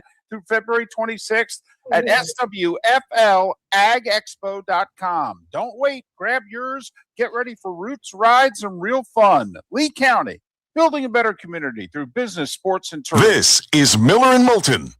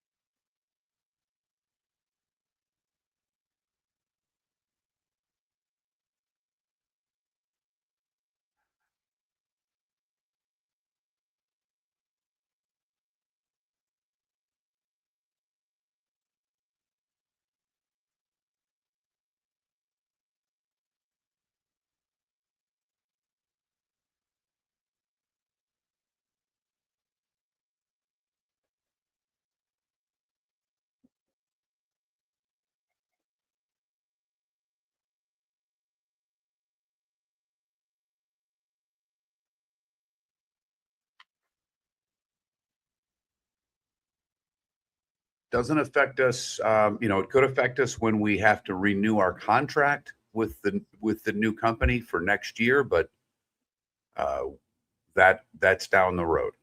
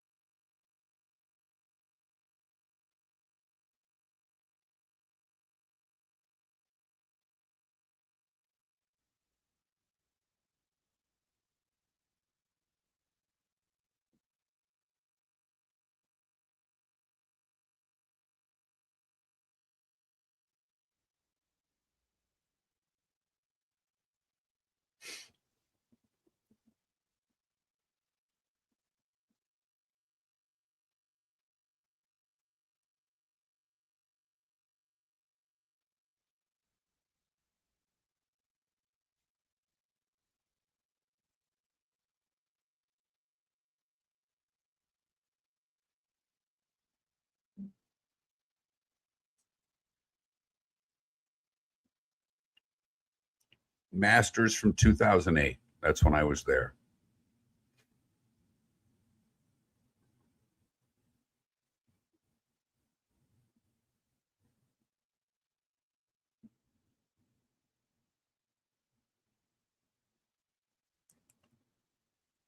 I did read something that said yes, Javier, that it could.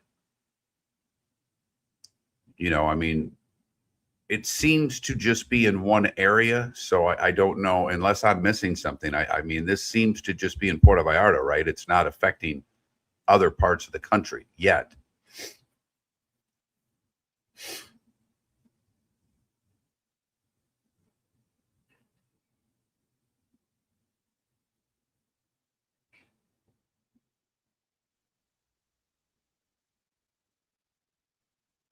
No, that is a Trevor Immelman win.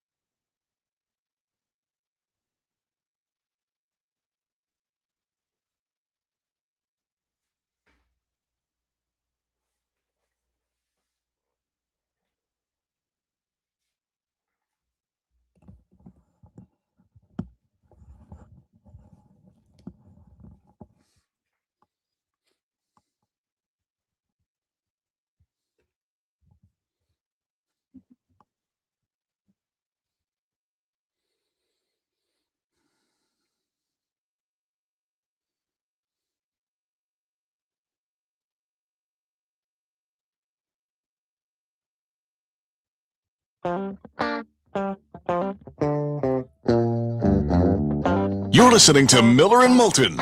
And now, here's Mark Miller and David Moulton.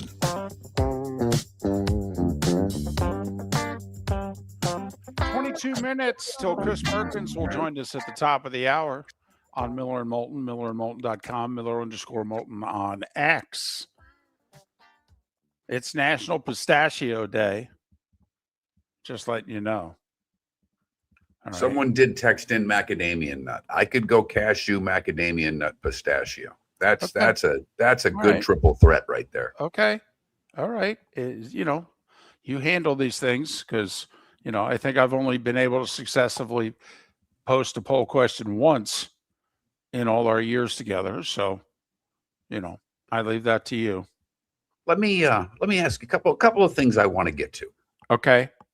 One of which we didn't talk about last week when Tiger did his interview at the Genesis and was asked if he would rule out the Masters this year. He gave his little Tiger smile and said no. Right. And that was all he said. But more importantly, because one, if he plays great, has no chance of winning. I don't even think he could make the cut right now. If he plays, it's basically symbolic, and good for him if he does. It would be great. It truly would. I don't think he will be able to. But the PGA of America has pressed him. They want him to be the captain of our next Ryder Cup team in 2027 when we play over in Ireland. Tiger hasn't given much of an answer one way or another, but they've said they want an answer before the Masters. First off, do you think Tiger's the right guy to lead Team USA in the Ryder Cup? Yeah, I do. But I don't think he is right now. I think he's got too much on his plate. And that was his answer, too. He's like, I don't know if I can do a good job because, quite frankly, I'm obsessed with the PGA Tour and what it's going to look like. I mean, it sounds like there are two people shaping the future of the PGA Tour, the commissioner and Tiger Woods. I know. And I find that what's more important for golf, the new look of the PGA Tour, and particularly in this country, or giving the United States the best chance to win the Ryder Cup? The PGA Tour. Well, their vision of what the tour is, I don't think's a good vision. Well, So I do think the two people that are leading this, Tiger and the commissioner there, I don't like their vision. I don't like what they're doing. I don't think it's good for golf. I'm totally with you. Okay. And it's ironic as hell. I mean, Tiger sounds like he wants to do more LIV than Phil wanted to do 5 years ago. Seriously. I mean, the Tiger wants this tour to be like an exclusive country club.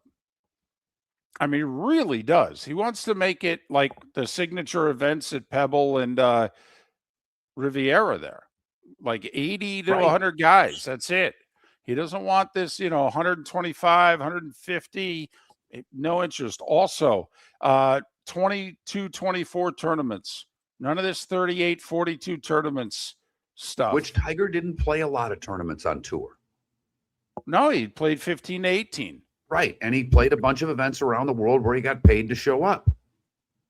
And I'm surprised, too, that the PGA Tour is thinking that the DP World Tour is going to be able to negate the LIV Tour around the world. That I thought the PGA Tour would look at some of the places that the LIV has had really good success selling tickets, and how those countries and those markets were like, oh, thank goodness. We've been waiting to see premier golfers forever. And I thought the PGA Tour was actually going to like cut LIV off and grab their top 6 places and basically say there's no reason for you guys to be in existence anymore. I'm with you. And I thought by, offering the olive branch and Koepka coming back and now Patrick Reed coming back, I thought they had their opportunity to get Rahm and Cam Smith by doing some of the things you talked about. If they don't want to play golf during football season in this country, why wouldn't the PGA Tour have an event in Australia whenever? Totally. So, play 2 tournaments a month for, the fall around the world. I mean, here's my question. Is the Canadian Open going to be part of the PGA Tour going forward? I can't imagine how it would. And I'm being serious. Why? And hell, there was talk back in the day to win the Canadian Open. It was bigger than winning the Players. Trust me. Ask Nicholas. Ask Trevino. To win the Canadian Open was a big deal. And now we're going to have less tournaments, and you're going to tell me they're going to have 5 majors? That doesn't make any sense. Well, that's the other thing. This commissioner, every time he's been asked about it,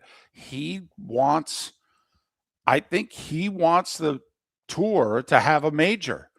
What we've joked about, he doesn't find funny that, Augusta runs the Masters, that the PGA of America runs the PGA and the Ryder Cup. Right. The USGA runs the US Open, and obviously the RNA runs the British. Right. And the PGA Tour is like, no, we want a major. The Players. And I will say, if you want to do best field, they can make the case we have the best field in golf. Now, the Open Championship would argue with them because they go, we got more golfers around the world. You guys don't care about the world. Our field's better. Okay. But when it comes to world golf rankings, which we all know are a bit screwed up, the Players has the best field, has the most top 100 players in the world of any tournament. So I thought that was interesting. One other quick golf thing last night, the TGL. And I know most of you don't watch it because the ratings have gone down, and I don't think they've done that league any favors by when they're putting the matches on. 5 p.m. and 9 p.m. doesn't seem to make a lot of sense to maximize viewership, but whatever. They don't talk smack. There's a few things that Miller and Moulton would love to see. Them, communicating and talking a little smack and making it like your Thursday game at your club with your buddies. But the mics were hot last night, and Fleetwood started going into a lesson he got from Harmon. And it was all on microphone. You could hear every word, and you got a great tip. I mean, you basically got the lesson. It's out there if you want to find it. Yep. And I thought that's the best audio they've had since this league's come into existence, David. Agreed. And That is if you're a golf geek, you're into that. we think they should be selling that. And we think that they should be saying to the players, listen, this is not as much about golf as what you guys normally do. This is entertainment. That's what this is. This is entertainment. So what do we have to be? Entertaining. And Miller and Moulton would help them out by going, here's a cocktail. Try to be a little. I love your idea of the cart girl. Yeah. In a rap sponsored cart driving out.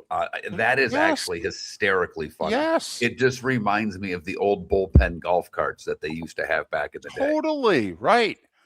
Okay. And I don't know about you, but I mean, the Yankees games, okay, the bullpen car was sponsored by Toyota. Okay. Every time, and the Mets had a bullpen. They had a golf cart with a big Mets hat on it. Yep. Okay. And that's how the pitchers would come in. And the pitching change and what have you was always brought to you by Rheingold, which was a big thing because Schaefer was the big Mets beer and Rheingold did the Yankees. So that was controversial. It's like, it's a way for Rheingold to get in here. So just wanted to get to that. And then our poll question today is the NHL resumes play tonight because the USA won gold. Will you watch more hockey than before? 61% of you say no. David's in that no simply because he says he cannot watch any more hockey than he's currently watching. It's not possible. But I bring it up because the U.S., obviously, we know they won gold. We talked about it all day Monday. We talked about the ratings today. They were unbelievable. Here's the problem that both ESPN and TNT have going forward. The Tkachuk brothers, one plays for Ottawa. We're not putting Ottawa on U.S. television. That's not going to draw numbers. And the Florida Panthers right now are in last place in their division. They're 8 points out of the playoffs and have to pass a bunch of teams to qualify for the postseason. The captain of the team, Austin Matthews, he plays for Toronto. Quinn Hughes plays for Minnesota. Now they're good. His brother Jack plays for the New Jersey Devils. They're not making the playoffs. Two of the players play for the Rangers. We're stuck watching the Rangers far more than we should ever have to watch the Rangers this year. They're a bad hockey team. Hellebuck plays for Winnipeg. They're not going to make the playoffs. Oh, by the way, did I say he plays for Winnipeg? So you got Dylan Larkin. You got Thompson there that plays for Buffalo. Larkin that plays for the Red Wings. Those are draws. They are. But the majority of these players aren't playing for teams that are good. The guys that play for, McKinnon and McCarr both play for Colorado. That's the best team in the league. But they both played for the Canadian team. Now you've got Getzel in Tampa. And obviously you can put a lot of Tampa down your throat because that's a good hockey team. But they had a ton of Olympians. Most of them played for other countries. Couple for Canada, couple for European teams. One that would have played for Russia if they would have been in the tournament. So it is a tough thing to promote the gold medal when you look at where the gold medal players are playing in the National Hockey League. It's a tough sell. There's no doubt. The one good thing working in the NHL's favor with a quarter of the season left when it resumes tonight, actually a third of the season left. Okay, most teams have between 25 and 27 games out of an 82-game season, soon to be 84. But 7 of the 8 teams in the East are from the States. Like there were 2 teams last year, because didn't Ottawa make it last year and lose in the first round? All right, I thought they did. I thought they lost in 6. And Toronto, of course, made it. Well, neither one's making the playoffs as of today. So 7 of the 8 teams in the East are American, and Pittsburgh and Buffalo didn't make the playoffs last year, and right now they're in. Detroit didn't make it last year, and right now they're in.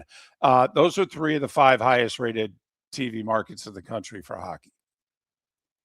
So that is the one advantage. Yes, there's an awful lot of stars on the U.S. Olympic team that are on teams that are not going to make the playoffs. But right now, like we talked about this a month in advance last year, we said the NHL playoff ratings are going to be lousy because here are all the teams that attract viewers who ain't making it.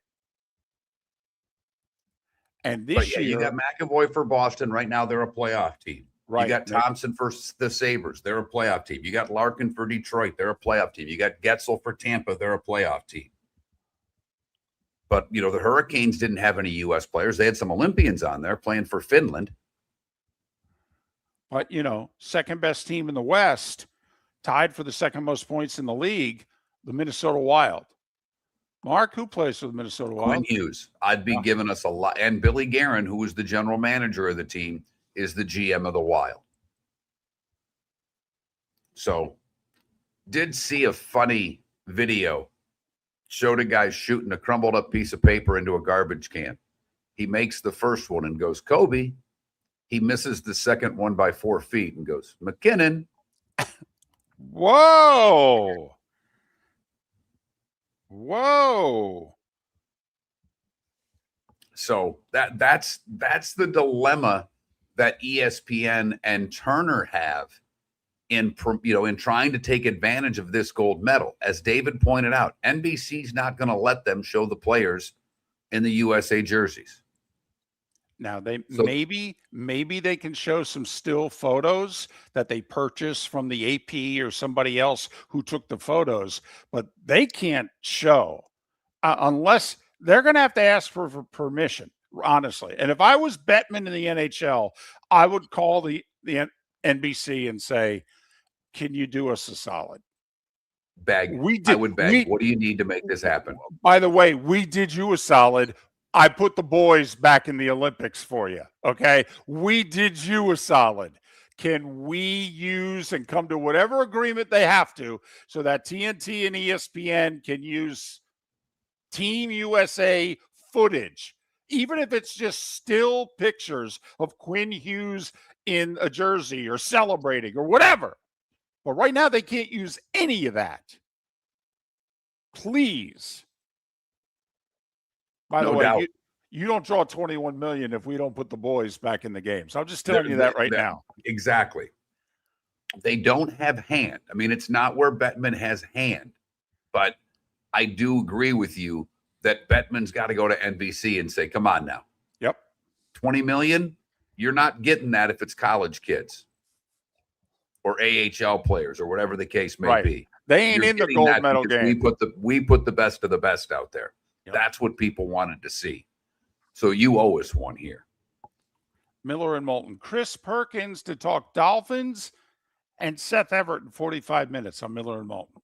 Mark Miller for Sleep Treatment Direct. They are helping me with sleep apnea. And by helping me, I mean curing me. No more CPAP machine. No more snoring. No more tossing. No more waking up exhausted. Their expert team got me the right treatment, fast and hassle-free. If you want to feel energized and get rid of your snoring, call Sleep Treatment Direct today. 444-1741. That's 239-444-1741. Sleep Treatment Direct. Sleep safe and sound. Let's talk the big differences between Floormeisters and the big box store that sells flooring. Floormeisters is family owned. They do flooring, not doors, nuts and bolts, or weed killer. They specialize in it. They know it.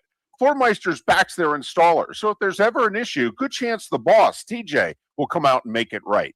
Floormeister's prices beat the box stores every day of the week. When you think flooring, think Floormeisters in Naples. Floormeisters.com. Real people, real prices, real quality selection. The Floormeisters, just keeping it real. American Paint Supplies, celebrating 30 years in Naples, is proud to be the exclusive Farrow & Ball dealer in Southwest Florida. The best thing to come from the UK since the Beatles, Farrow & Ball has the colors and paints at American Paint Supplies. See why all the designers and painters choose Farrow & Ball. For 30 years, American Paint Supplies provides the perfect pairing of service and expertise on 6100 Shirley Street in Naples off of Pine Ridge or online at AmericanPaintSupplies.net. American Paint Supplies is your one-stop shop for all your coating needs. Your roof is your home's first line of defense. At Pelican Roofing of Florida, Ronnie John and their team bring years of experience to protect what matters most, your family and your business. From residential repairs to large-scale commercial roofing, we deliver honest work, fair pricing, and quality you can trust. An upgrade on your roof can lower your insurance costs. Don't wait for a leak to turn into a disaster. Call the experts at Pelican Roofing today. 1-866-9-PELICAN. That's 1 811-866-9Pelican. Online at PelicanRoofingCompany.com. CCC 1332512. Cape Coral Police Department is growing, and they want you to be a part of it. They're hiring new officers. Starting pay is between $74,000 and $90,000, depending on your experience. And with a $10,000 hiring bonus, you could be making $100,000. Enjoy paid holidays, off-duty details, plenty of OT opportunities. They're also hiring dispatchers and professional staff. So go to CapeCops.com. CapeCops.com. Be brave, be best, be Cape. Hey, Southwest Florida, Jimmy the Beef Guy here. For you that haven't tried us yet, you gotta get in here and try my favorite 5 Chicago-style sandwiches. I got the Italian beef, I got the Italian sausage, the sausage and beef, the Maxwell Street Polish, and our soon-to-be famous breaded steak.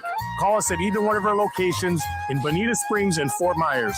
And guys, when you're at the counter, don't call it gardenia. It's pronounced jardiniere. This is Miller and Moulton.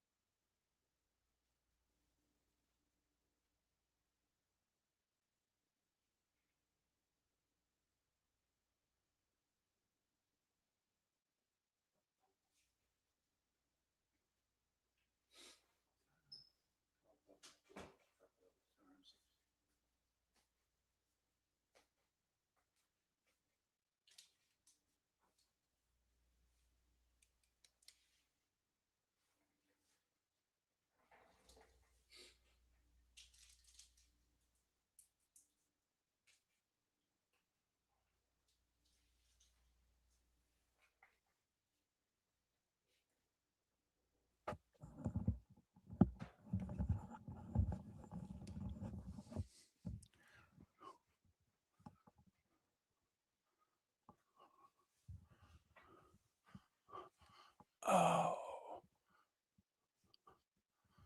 Ooh.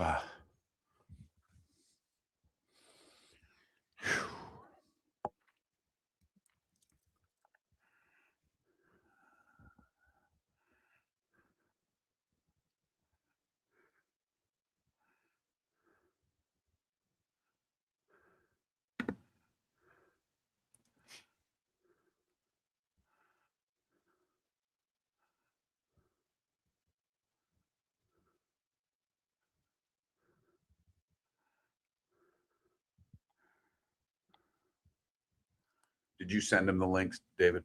Yeah. No, Chris isn't via link. I know. Did you send Yeah, Seth the link? I did. Yep. Yeah.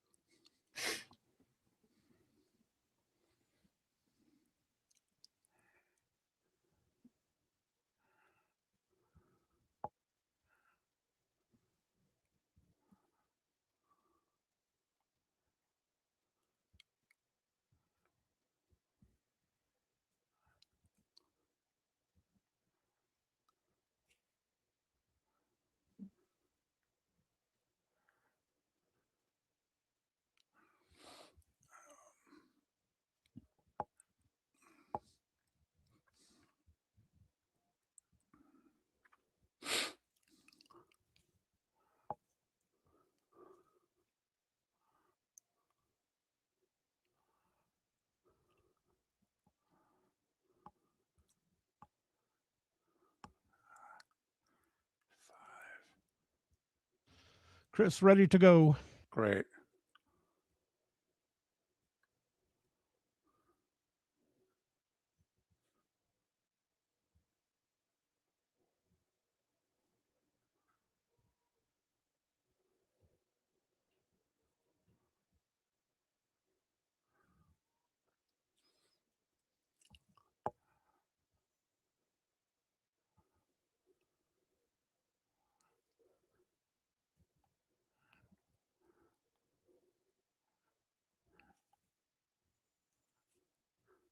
What did we just talk about, by the way?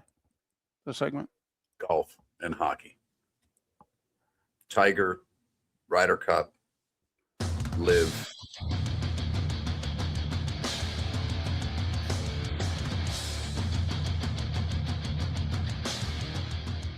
You're listening to Miller and Moulton, coming at you from the Floor Meister Studios. Floor Meisters, keeping it real.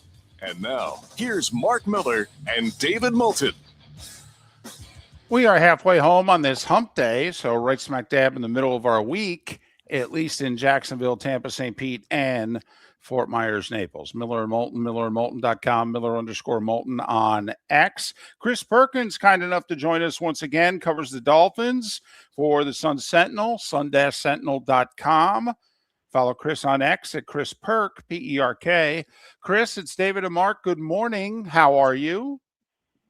I'm doing good, man. I'm still waiting to get a definitive answer on some of these questions for the Dolphins, like what the heck are they going to do with Tua? But they answered fairly honestly yesterday, so I'll give them a pass. I mean, they're not going to say we're trading Tua today, but they answered fairly honestly. But I want a definitive answer fairly soon on Tua. All right. When you look at what you would do with Tua, and they said everything's on the table, and I get it. They've got to leave it out there. I don't know if he's tradable, Chris, but to me, the most economic thing to do is to keep him on the roster, even if you want to bury him. What would you do if you were running the Dolphins? I'd cut Tua. And the reason why I would cut Tua is I don't want significant ties to that last administration. Greer has to be gone. McDaniel has to be gone. Tyreek has to be gone. Tua has to be gone. And that's the way that I view it, because that's just it. All of those guys were major players in a major failure in franchise history. The fact that team did not win a playoff game is a major failure, and these are the major reasons. Those four guys, I just don't want those reminders. It's not that they're bad guys. It's not that they're bad coaches or executives or players. I just don't want that memory, that mindset in my locker room, in my building. So I would take the $99 million dead money hit with Tua. I would split it into 2 years, and I would just take my medicine. But I don't want Tua as a backup, because he still limits your play calling greatly, because he's immobile and he's injury prone. So if your starter gets injured and Tua is out there on the field, you're facing the same offensive limitations that you faced for the last 2 years, and that prevents you from making progress. So I would respectfully to Tua, I would get rid of him. Could you treat him like the Browns treated Deshaun Watson last year? Now, granted, for most of the year, he was injured with no chance of playing, but, he was probably healthy enough to be on the roster. And if he was on the roster, on the active roster, and if healthy, come on, he's better than what they had. And the Browns were like, yeah, he ain't playing.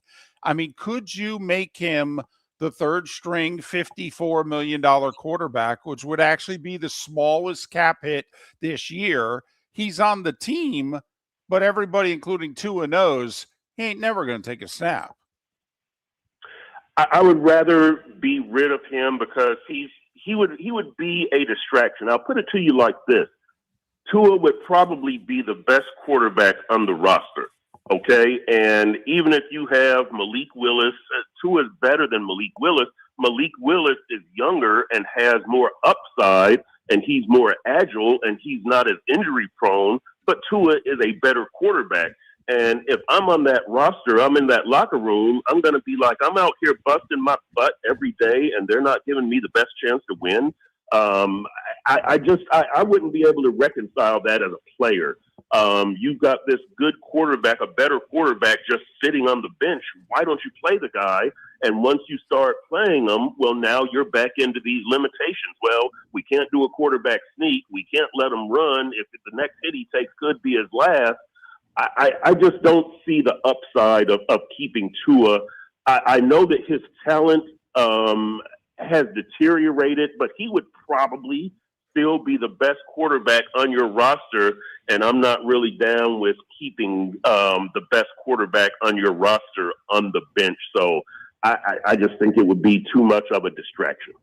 All right, they've already cut a bunch of players in Chubb and Hill and some others. They've got a bunch of unrestricted free agents that are going to be available, many of which are starters. Are there any of those free agents that you would want to re-sign, whether it's the guard there, Strange, whether it's a couple of the defensive players? Is there anybody you think they need to take care of, or basically the unrestricted free agents, they're gone? Cater Kohu, the cornerback, would probably be my top priority. And Cater missed last season, due to the knee injury. The undrafted rookie out of West Texas State had been a starter at the nickel position since his rookie season. And, Cater can give you some stability in a secondary that's going to need stability. I mean, if you trade Minka, you basically have nothing in that secondary coming back. Storm Duck is supposed to come back from his knee injury, another cornerback. So you could potentially have Cater Kohu and Storm Duck, but you really don't have much back there. So Cater would be a priority with me. And then the rest of the guys just kind of fall into place. I'm not about creating more openings. So I'm keeping Austin Jackson at right tackle. I know that he's got injury issues, but he's a solid starter at right tackle. You've already got a question mark at right guard. You could have a question mark at left guard, depending on how Jonas Avai-Naya progresses. I don't want to create another opening. So I would say that, signing Cater Kohu as an unrestricted free agent is my priority. And after that, I try to re-sign three guys, running back Devon Achane, center Aaron Brewer, and linebacker Jordan Brooks, because they're quality players and they're quality people with the right attitudes from my new program.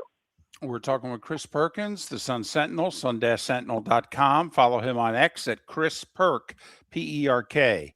Well, I thought we got some answers yesterday, though. He said, listen, we can't feasibly take on the 98, 99 million this year. Okay, if we're moving on from him, we're going to have to do it a different way. And he did talk about the guys that he wants to keep, and he mentioned Waddle, which I think is significant because this is the guy who has also said, Chris, I love draft picks. Well, hell, the last GM had a 1 and a 3 thrown at him for Waddle. So I at least took that as, oh, well, that's significant. I think you have to retain some talent. You can't just have a fire sale and get rid of everybody. You've already gotten rid of Bradley Chubb. You're probably going to part ways with Minka. You need Jalen Waddle, especially because he's on a team-friendly contract and he's got talent. You need Devon Achane. You need Aaron Brewer. You need Jordan Brooks. You need Cater Kohu. I mean, you can't just gut the team and just think, well, in 2 or 3 years we'll just rebuild it.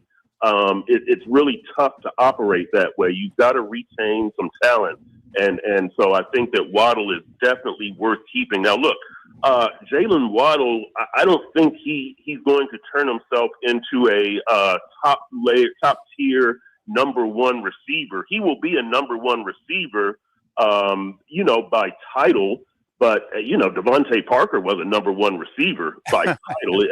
And I'm not trying to compare, Waddle to Devontae in talent, just in role. Waddle is a good number one receiver, but don't expect him to be Tyreek Hill. That's not who Jalen Waddle is. But I think keeping Jalen Waddle is worthwhile, because if you don't, who is your quarterback going to throw to? You've got to give your team some kind of chance to win. So keeping guys such as Waddle and Achane and Brooks and Aaron Brewer, foundational guys, Cater Kohu, obviously Patrick Paul is going to be there at left tackle. You've got to have some of those guys. So, yes, I agree with that decision to keep Jalen Waddle. Good player, team-friendly contract. And look, if you're right, and I think you're going to be, Chris, about what they're doing with Tua, they're already kind of up against it cap-wise. When the dead money of Tua hits, they're even more up against it. So in trying to build this team, they're not going to be able to go after premium free agents. They're going to be getting a lot of one-year deals, right? And just, essentially filling the roster. I know you said they want to try to win, but it's going to be pretty difficult to win with this roster and what you have to fill the free agent holes with, right? 100% correct. What they have to do is hope that they hit on some more Aaron Brewer, Jordan Brooks types, Jonnu Smith until the draft can kind of catch up in a couple of years and put them on solid ground. Detroit had good drafts, right? And we see how they built that team up. They didn't draft Jared Goff, but the running backs, Jahmyr Gibbs, and the tight end, Sam Laporta, the right tackle, Penei Sewell, the linebacker, Jack Campbell. They had good drafts. And so I think the Dolphins are going to have to patch it with some one-year veterans. Again, Jordan Brooks, Jonnu Smith, Aaron Brewer types. You draft well, you let the young talent catch up, and then hopefully one or two of those veterans you re-sign to an extended deal, your Jordan Brooks or your Aaron Brewer, and you have them around for 3 or 4 years when you make your run. By the way, I wrote last week that I give the Dolphins 5 years. The general manager, John Eric Sullivan, and coach Jeff Hafley, 5 years to make a Super Bowl appearance because, look, taking quick turnarounds nowadays, right? Seattle, they never went below 7 wins, and they turned it around with Geno Smith and Sam Darnold at quarterback. You look at what New England did. Look at what Jacksonville did. Indianapolis, Chicago, Houston, Denver. All of these teams are turning it around in 2 or 3 years. I'm not saying that these teams, it's going to definitely, these teams are going to be winning 10 games for the next 4 or 5 years, but turnarounds are happening pretty quickly in the NFL nowadays. So I'm really expecting Sullivan and Hafley to get this team to the playoffs in let's just say 3 years. That's kind of the schedule that we've seen the last few years in the NFL.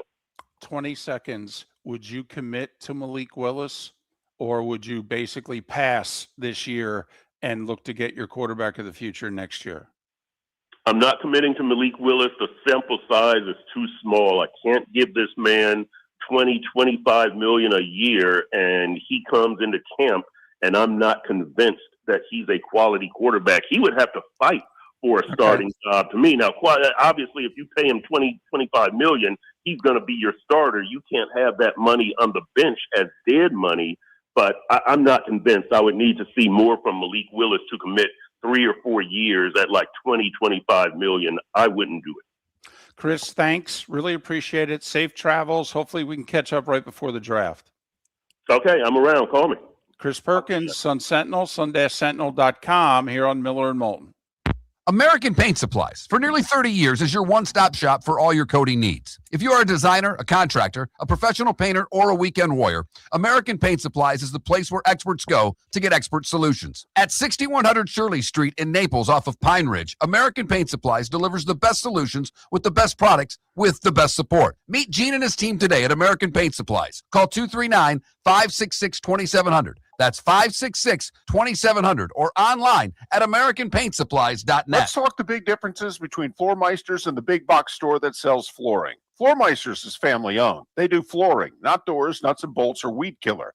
They specialize in it. They know it. Floor Meisters backs their installer. So if there's ever an issue, good chance the boss, TJ, will come out and make it right.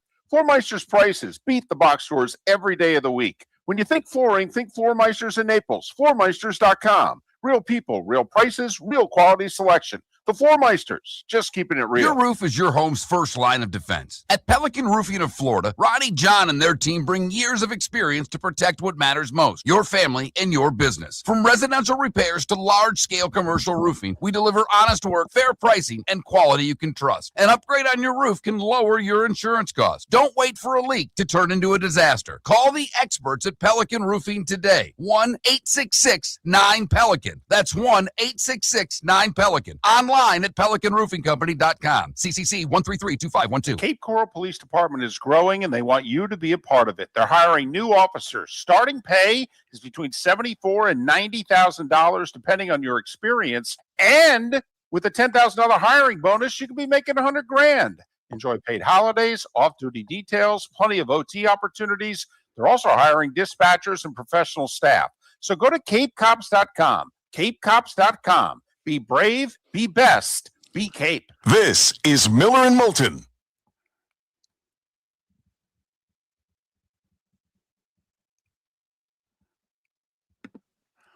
Well, Skip, the Patriots did a back-to-back 4-win seasons. So, And they hit very well on draft picks too. I mean, that's the key.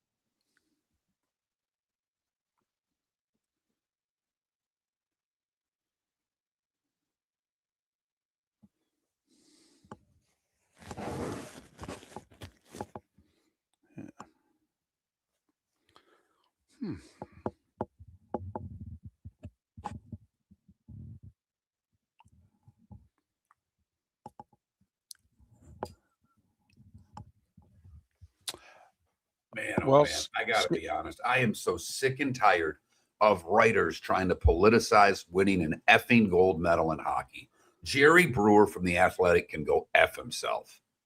Good God. How they won the gold medal and then lost the room. They lost the room because of your politics, dude, not because of theirs. Jack Hughes answered every question perfectly. Hellebrook did too.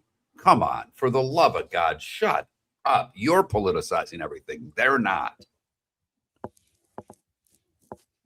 Just because you don't, and look, I get there's plenty of reasons not to like our current president. I get it.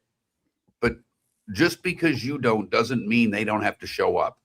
You and I have said all along, when you meet the president, pleasure to meet you, Mr. President, no matter who it is. I was going to say, I treated Obama and Trump exactly the same. They were the And president. we're honored to meet both of them, I would imagine. They're the president of the United States of America. I mean, at the time I met Trump, there had only been 45 of them. I mean, you know, had major issues with both of them on policy, but you know, I don't know. We're old. We were taught to respect the office.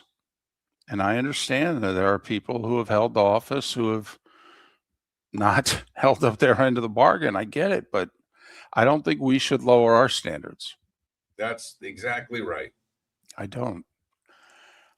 Because he's not going to hold the office forever.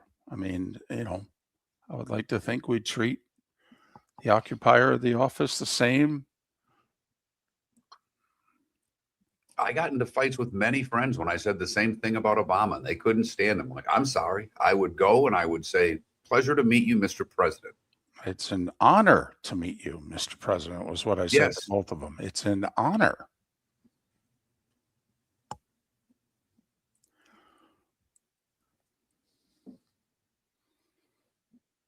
You know, the other 364 days of the year, I have the right to protest, and we've got elections, but I mean, you just represented your country. You guys were unbelievably proud to do so. Then the White House calls and says, hey, you want a tour? And will you stay for the State of the Union? Yeah, that sounds like a pretty good Tuesday. Oh, okay. I got to get out of here early Wednesday and go to, don't worry, we'll help you with travel arrangements. Yeah, okay. You guys do have connections. All right. I don't get into the lodge until this afternoon, Paula. I am still in a hotel. Yeah, but go Raiders, as Mark mentioned. Let me tell you, there were many a player from many a championship team that didn't go when invited to the White House under Obama. Now, this is Team USA. It's a little different.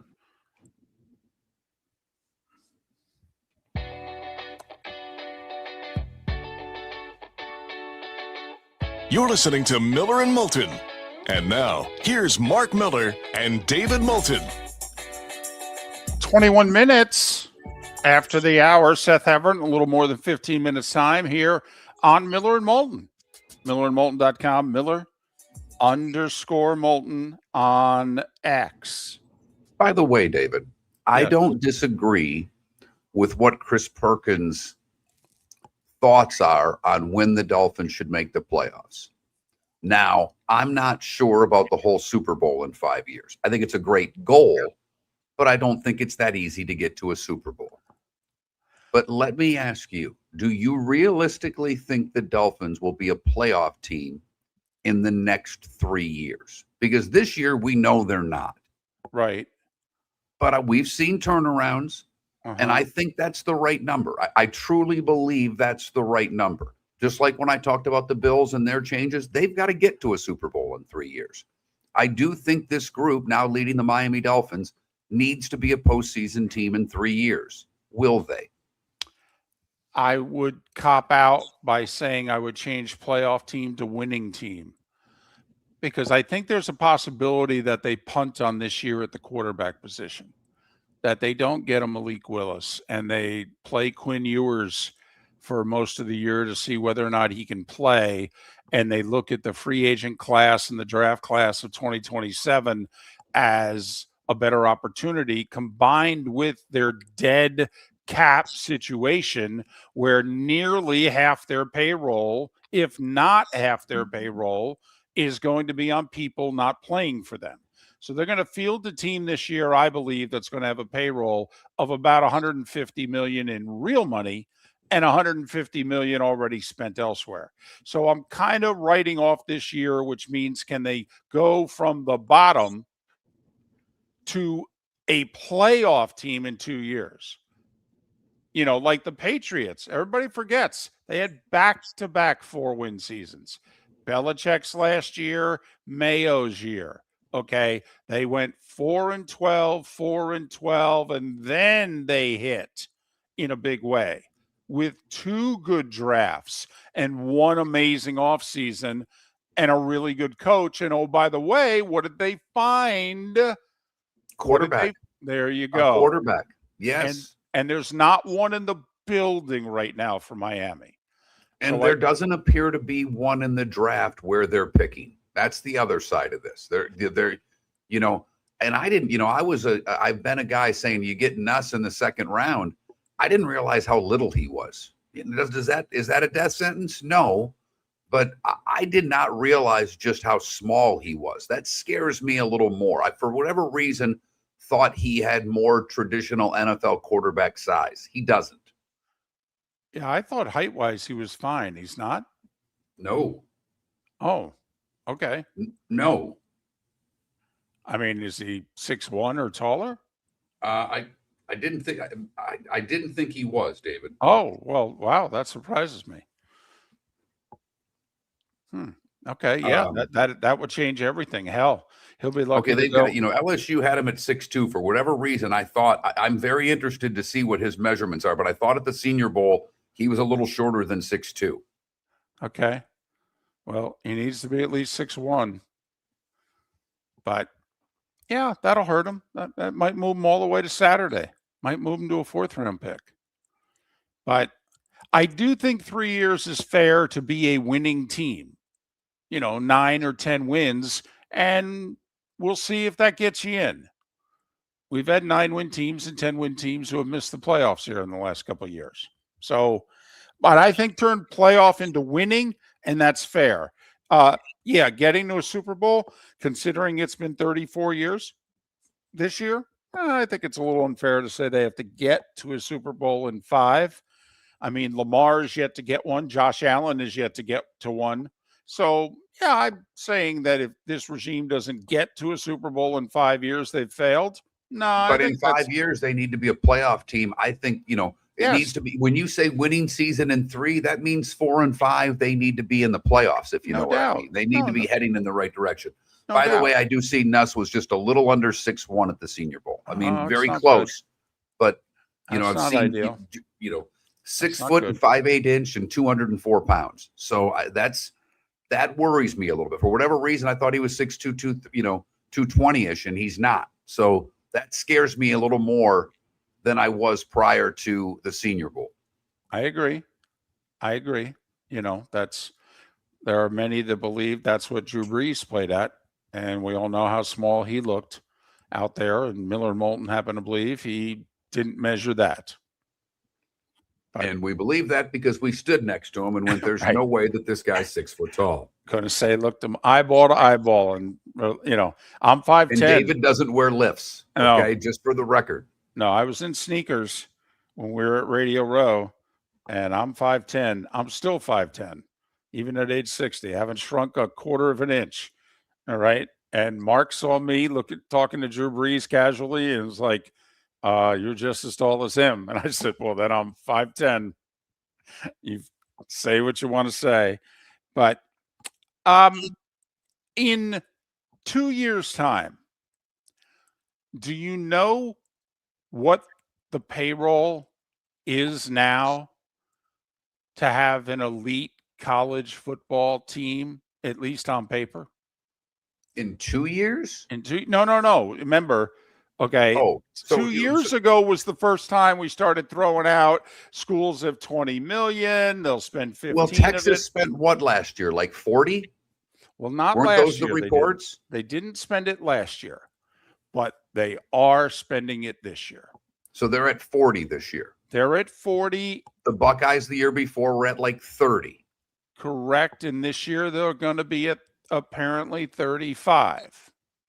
So Texas and LSU are apparently the $40 million payrolls right now for next year's college football season, and Ohio State's at 35, and still to be determined Miami, Georgia, Indiana, Notre Dame most people expect the first digit to be a 3 for Notre Dame. So No way. How about last week, 2 Georgia players getting busted for reckless driving? Kirby has to go out of his mind. I mean, I can't blame Kirby. He's not the one driving the damn car. But I didn't know the street racing in Athens was quite what it was. I mean, when I see that, I just cringe. I'm like, how can this still be happening? Well, especially since people died 4 years ago. I mean, died, and players got seriously hurt. I'll tell you what, though. Here's where I do blame Kirby. Kirby doesn't kick people off the team quickly. And I do think at some point he's just got to cut bait with a couple of guys and then let the rest of the team know, I'm sick of this blank. And I'm making over $10 million a year. And if they fired me today, I'd make $75 million walking out the door. And I'm sick of this blank. Okay? You guys are letting me down. You're letting the school down. We are giving you a lot. And you can't do the damn speed limit? But not even I mean, they're doing, 100 miles an hour on side streets, for crying out loud. This isn't going, this isn't you and I on I-75 doing 84. No. This is on a backcountry road, a guy doing a $1.05. I mean, it's ridiculous. Yeah, and I know there's a highway that kind of goes around Athens, and it's 2 lanes on each side. And for 5 to 10 miles, could you drive fast? Yeah, you could. But man, you got to really work at it. It's ridiculous. Seriously, if I'm Kirby, I don't care who these guys are either. I may just cut them because I'm tired of catching the grief. We got too many guys at the damn police station. Here's the only problem I see, and I'm with you 100%. And I guess you have to just eat this. Yeah. This is where whatever do you have to pay these kids then? Yeah. And I'm being serious. That's the problem. Yeah. Okay. Either that or, I mean, wouldn't you going forward put it in the contract just so you know? 100%, David. And by the way, I'd say arrested for a felony, not even convicted. You get arrested because I'd look right at him and go, the damage is the same to us. Okay. You get found not guilty of this. People aren't going to remember that. They're just going to remember the arrest headlines. Seth Everett next.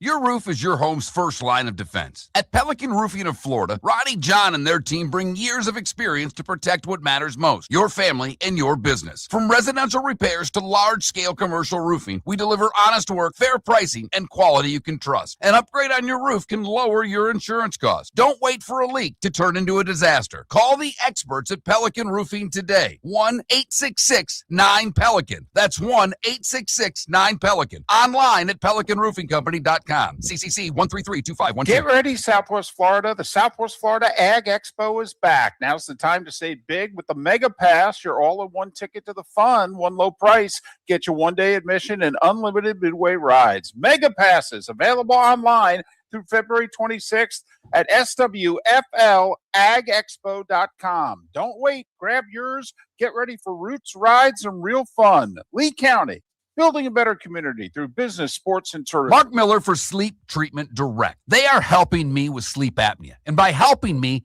I mean curing me. No more CPAP machine. No more snoring. No more tossing. No more waking up exhausted. Their expert team got me the right treatment, fast and hassle-free. If you want to feel energized and get rid of your snoring, call Sleep Treatment Direct today. 444-1741. That's 239-444-1741. Sleep Treatment Direct. Sleep safe and sound. Let's talk the big differences between Floormeisters and the big box store that sells flooring. Floormeisters is family owned. They do flooring, not doors, nuts and bolts, or weed killer.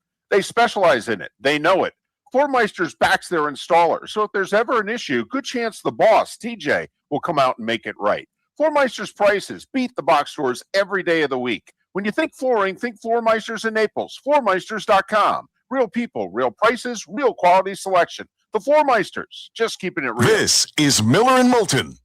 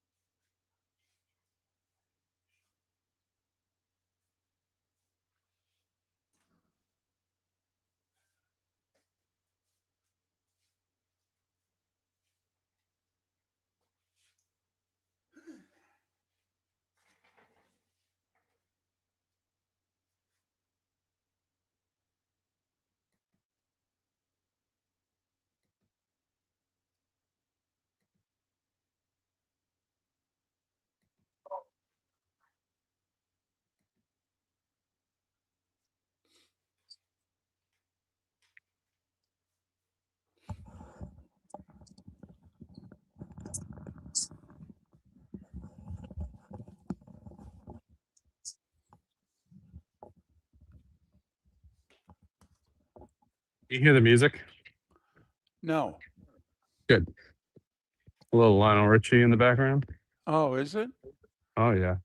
I'm in a car dealer. Are you buying or shopping? I am servicing. Oh.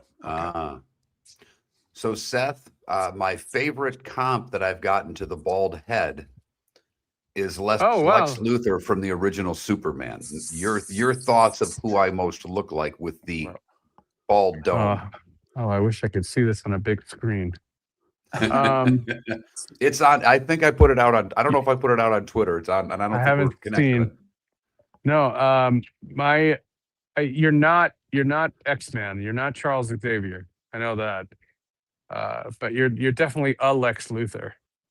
I don't know which version, because Gene I Hackman, like man. the Hackman. I mean, I'll take the Hackman comp every day. That's a compliment. I don't know if I'm comfortable making that kind of compliment. So Seth, I've already told the story on the air. So my wife, I'd sent her a picture, and she says, "Oh, it looks great," blah blah blah. So she picks my daughter up from school, and I said, "Have Maddie call me right away."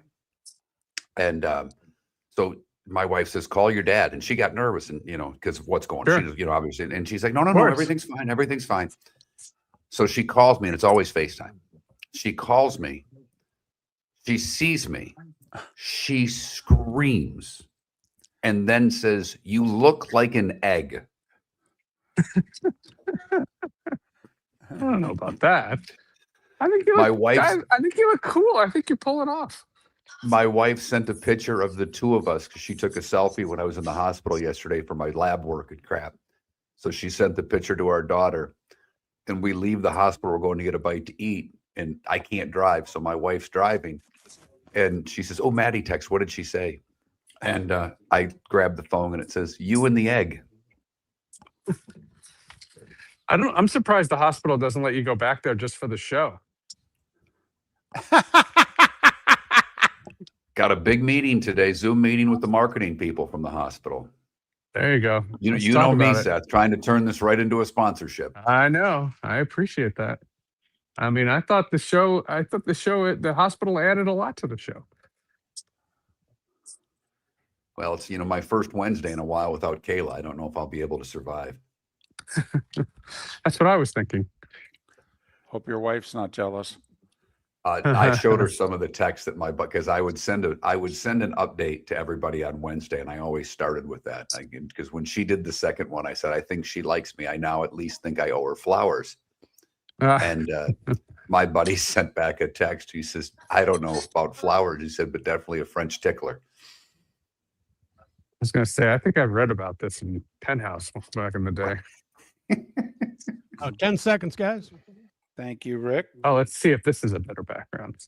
Nah.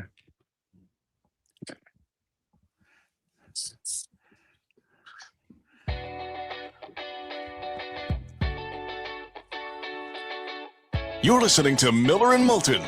And now, here's Mark Miller and David Moulton. 22 minutes till the top of the hour, which will then be the Diamond District bonus hour on Miller and Moulton, millerandmoulton.com, Miller_Moulton on X. Seth Everett joining us once again, a little later than he normally does. That was because we asked him to. Seth and all our guests joining us on the American Paint Supplies Hotline, your one-stop shop for all your coating needs. So have you dug out from the 1 to 2 feet of snow you guys got? The best thing about apartment living, I didn't lift a finger. I don't even own a shovel anymore.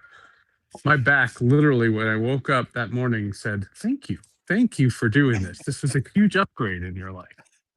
So you didn't have to clear a spot out on the street for where your car parks or nothing? No, but I think I told you this 2 weeks ago. We had came up with a scam. There's a medical building across the parking lot, and it has a big underground parking garage. And so what my daughter and I did is before it starts, we pull in there. Here's my logic. Who is checking parking during a blizzard? Nobody. So I like it. pull in there. So you pull in there, your car is never touched, and then we get out. But what my building did was they thought because my parking spot was empty, they put all the snow in my parking spot. So there is a mountain. I'll send you guys a picture. There's a mountain right now in my parking spot. It will not be cleared out until May. Well, Seth, obviously, we know you watch. We were communicating during the games. Sure. Your guy did. Jack Hughes scored. I thought his every interview he's done, I think, has been fantastic. It doesn't matter what side of the fence you're on. He's answered things like he should give a class on how to do post game and interviews. I think he's been fantastic. But here's my question to you, Seth. Yeah. And we've talked about this a bit. The Devils don't look like they're going to make the playoffs. Hellebuck plays in Winnipeg. Brady Tkachuk plays in Ottawa. Mean to you. I didn't say anything I know. mean I'm to just you. giving you reality, Seth. But how does the NHL because a lot, 2 Rangers on this team, they ain't making the playoffs. How does the NHL take advantage of this and get people to watch the sport when a lot of the stars aren't playing for teams that are really expected to even make the postseason this year? Well, there's a couple of things that I want to say. First of all, I was against having this tournament in the middle of a season for just this reason. Okay. And what I will say tonight, and I don't know this 100%, and if you guys do, I have not seen it, but I have no problem with the hockey team going to the State of the Union last night. The Devils play Buffalo tonight, and Jack Hughes better be there. And Jack Hughes should be in the lineup. And I don't care if he plays one shift period, he should be there. The Devils sent out a marketing campaign, a big email marketing saying, catch Jack Hughes and his gold medal tonight against Buffalo. He should be there. And if he's not there, I'm going to have a massive problem, because this party has been nonstop since Sunday morning, and there's been all kinds of talk. And I'm sorry, as somebody who's been in a number of those celebrations, you have no idea who walks into the locker room while you're doing it. I walked into the Seattle Seahawks locker room and nobody knew who I was in Super Bowl 48. But the reality of it is that these players have a commitment to their teams, and I'm sorry, they won the gold medal, but they have seasons to play, and they should be in the lineup tonight. The Minnesota Wild, for example, don't play until tomorrow. So Quinn Hughes can go to Washington, he can go to Miami, anywhere he wants. But Jack Hughes has a job to do tonight. And Seth, to further your point, I saw a post on X that like 78% of the tickets that have been sold to that Devils Buffalo game have been sold post the golden goal. Sure. I mean, so that goal by Jack Hughes has just vaulted ticket sales for that game. Sure. Of course. And, in one comment, and I know you guys didn't ask this, but I just want to say, when you're in situations that are high pressure and high celebratory and a very thing, those players are not chauvinists. And the Hughes brothers, their mom is on the women's team. So this crap that people are criticizing them because they chuckled at Trump's joke is inappropriate. Those players, yes, some of them are Trump people, some of them are not, just like everyone else in this country. And the reality is, to lop those players as chauvinists and saying that the thing was ruined because they chuckled at a joke, that is ridiculous. And those guys are good guys. Most of them are amazing people. And I think a lot of us would have, whether it was a nervous laugh or just a polite chuckle when you're on the phone with the president of the United States. Okay? Hey, when Trump walked into Yankee Stadium on 9/11, and all the players sat there and smiled and shook his hand, what were they supposed to do? You think all of them love him? No. They sat there. It's the president. Right. I met President Bush. I was in reverence of the office. I just to knock those players, I thought was so inappropriate. Couldn't agree more. Well, we agree on that. By the way, I'll be very surprised. I mean, come on, these are hockey players. I mean, seriously, these are hockey players. I'll be very surprised if any of the 20 that were at the State of the Union miss a game. Now, I don't know how effective they'll play tonight, but come on, you know hockey players. I mean, they feel a commitment to the room. The room is now changing back to their regular room, their regular guys. Okay. I mean, I'll be very surprised if any of the 20 who were there last night miss any of their games if they're playing today. I really will. I don't know how effective they'll be. I think they'll be tired and the whole deal. But to me, hockey players, I mean, they don't miss games unless they're hurt. I hope you're right. I completely hope you're right. If he gets honored, because they're going to honor, I'm sure, all the Olympians, and Tom Fitzgerald, their GM, was on the U.S. team, and their equipment guy was on the U.S. team. They're going to honor all of them. He better be in uniform and skating. By the way, shouldn't they then also bring out Tage Thompson of the Sabres? No, I would hope they would. Yeah. I would hope they would. But I also think they're going to bring out the Switzerland guys and the Czechia guy. All Nemec was there. Or he was Slovakia. Like Jacob Markstrom played in the Olympics and played amazing. Like they all should be honored, not just the gold medal. Well, I think, I do think Nathan McKinnon should be honored in every arena he goes to in the U.S. for missing an 100%. open net by 4 feet. Touche. Seth Everett, Sports with Friends Hall of Justice. Follow him on X at Seth_Everett, Seth_Everett. All right. Well, at the gate, okay, you just told us, big impact. Okay, the Devils selling a ton of tickets that they otherwise would not have sold because of how the Olympics played out. Let's talk viewership, though. Okay, Seth, we said if the NHL could get 1% of the nearly 21 million that watch Sunday to start sampling their product, that's 200,000 viewers. Well, TNT and ESPN are only getting 400 to 500,000, 600 at most thousand viewers a night when they show hockey. I mean, I'll be honest, if I'm the NHL, I'll take 0.5%. That'd be 100,000 added viewers per game. Do you think Sunday has legs for the NHL on television? I don't think so. But the analogy that I would make is, when they talk about the NBA and they talk about brand recognition, they don't talk about the linear ratings in the NBA. And I'm using this analogy for a point. When the NBA signed their new television deal, people were saying, oh, well, now people are going to watch because they're back on NBC, and that hasn't happened. And the reality of it is that there's been a lot of brand recognition for hockey between the Heated Rivalry show, which, by the way, I've seen and is great, the Heated Rivalry show and the Olympics. They're showcasing what hockey can be and the personalities in hockey and all the things that make hockey fun. I hope it would, but it's idealistic to see. It didn't have a bump after the Four Nations. And all I can say is, I hope the playoffs are great. I'm at the point now where I don't care what other people watch. I just care what I watch. I'm with you, Seth, because, I fought this fight for so long working in minor pro hockey, trying to get people to jump on board. And I spent 15 years of my life working in hockey, and it just didn't change. It is what it is.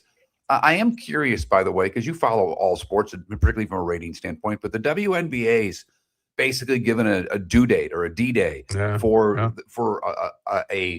a deal to be done. And it's a lot sooner than the league, but they've got a draft, they've got free agency, they got an expansion draft, they've got other things going on. The league showed tremendous growth. Ratings have gone up. A lot of it behind Caitlin Clark, but they've gone up. How important is this, and whose side, if they strike, do you think the fans going to take? Do you think they're going to take the player's side, or do you think they're going to take ownership side? I think it'll just be apathy. And I think it's a missed opportunity. ESPN did this whole marketing push about their Sunday night package.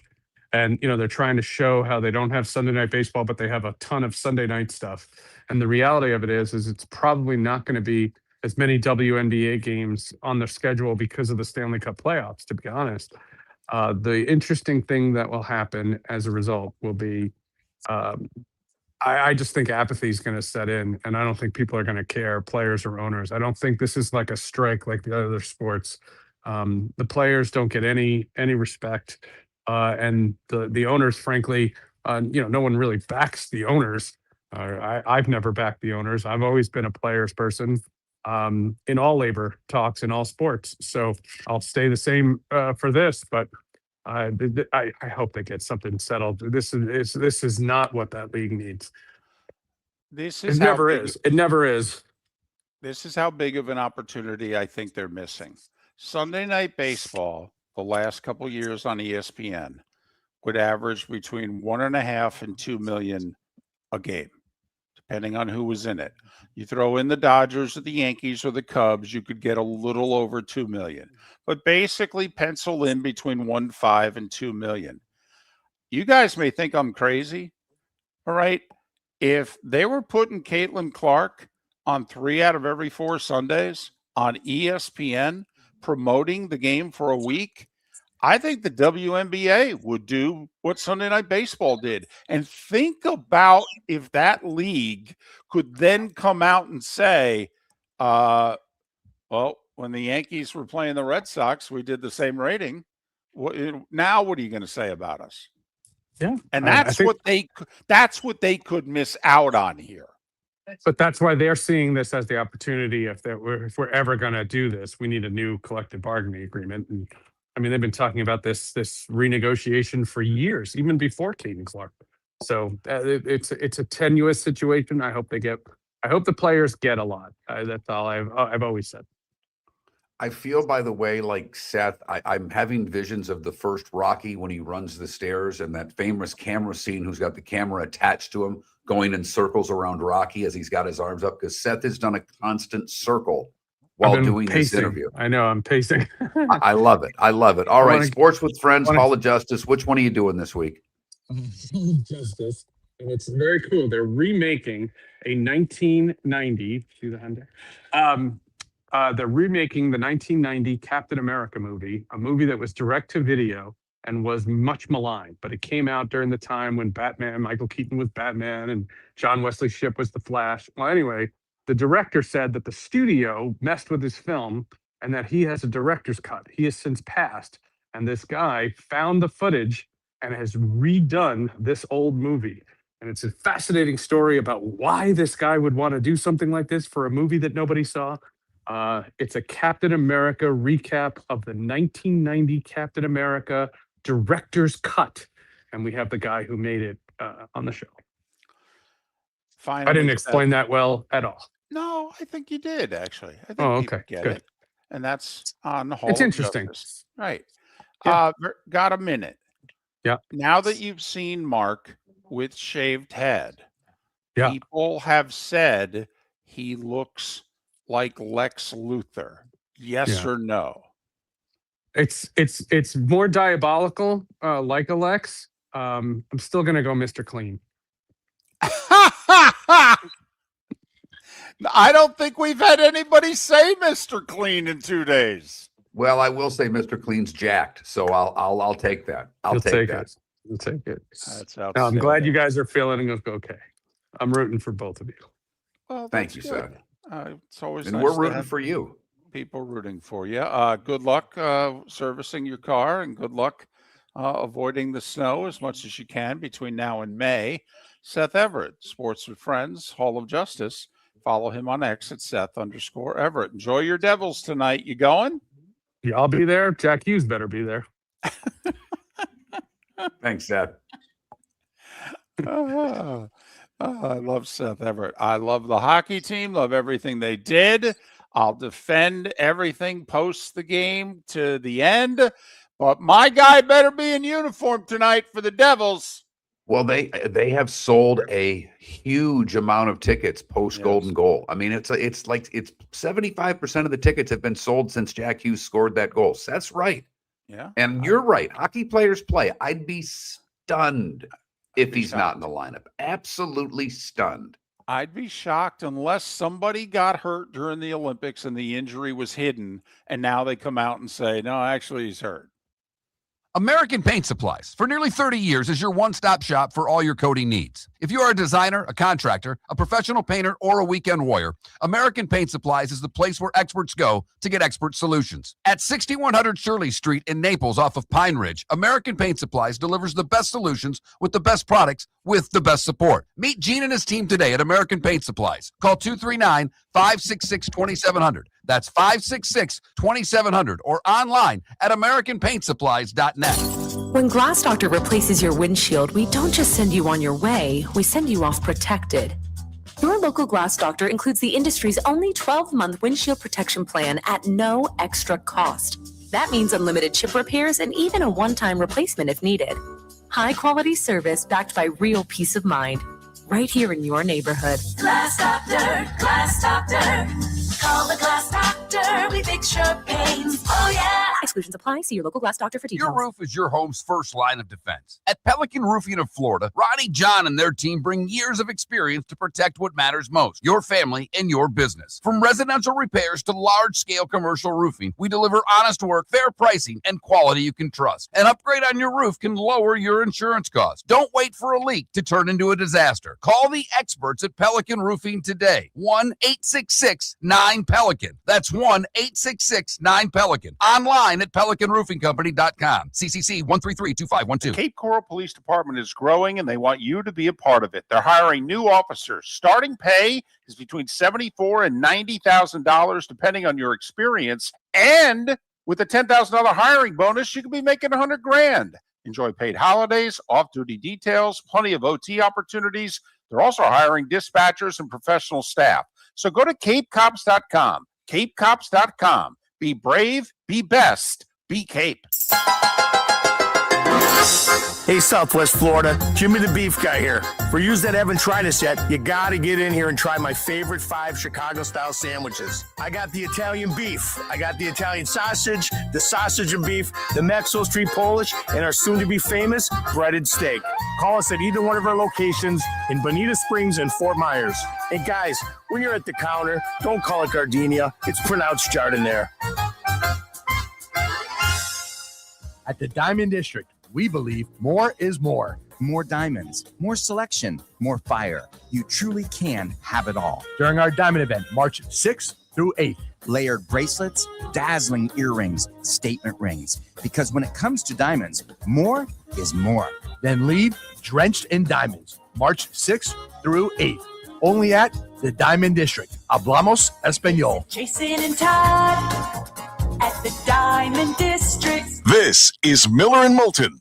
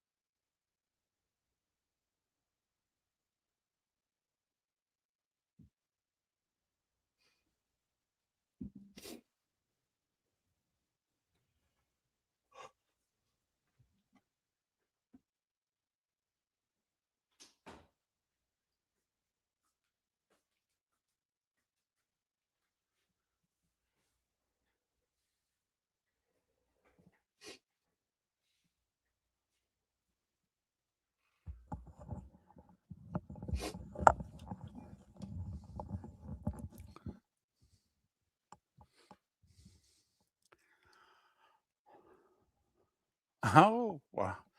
Look at this. Flock of Seagulls video reference. J.P. Shadrick reference.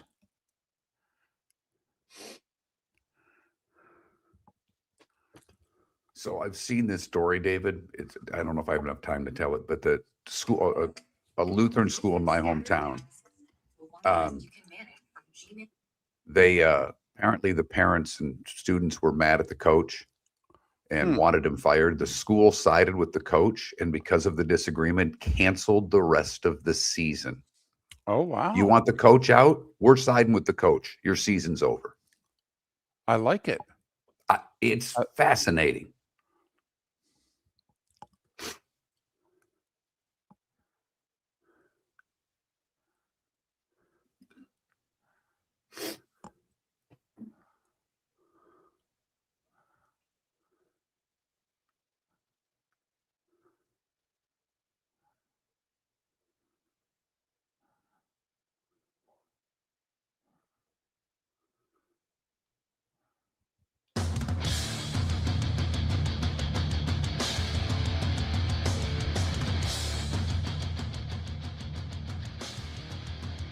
You're listening to Miller and Moulton, coming at you from the Floor Meister Studios. Floor Meisters, keeping it real.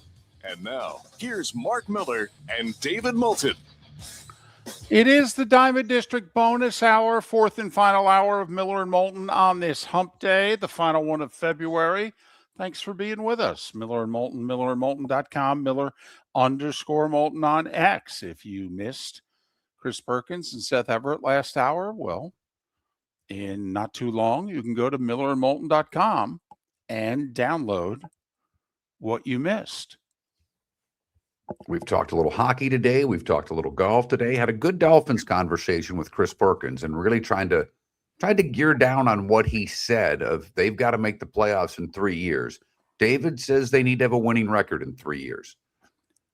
It's splitting hairs a little bit, but I know where you're at. That means a 9-8 season. It means they're going in the right direction because 9-8 doesn't get you in every year. It gets you in sometimes, but not every year. Right. And 10-7 has, even in this 17-game season, like the Seahawks last season, not this one that they won the Super Bowl in, but last season missed the playoffs in the NFC at 10-7. Okay. But clearly they were going in the right direction. And just to clarify, the reason why I'm willing to change, have to make the playoffs to have a winning season, I think they're actually going to go backwards this year. So it's not 3 years where they start to go forward from this point on. I actually think they're going to go largely backwards this year. So they're starting from behind. I agree with that. I will say they have 5 picks in the first 90 picks. This draft is critical to the success of this regime. Yeah. I mean, this is 5 guys that, David, if I said you got 4 starters, I mean, isn't 3 starters to me is the bare minimum? And I'm not talking this year. I'm talking in 3 years. But I think you've got to find a way to get 4 starters minimum out of these top, the first 5 picks they have. 3 in the first round, 75, 87, and 90, along with their first and second round picks. Mark, if things were to go ideally for the Dolphins, they turn these 5 picks into what Brad Holmes did in Detroit when he started the rebuild.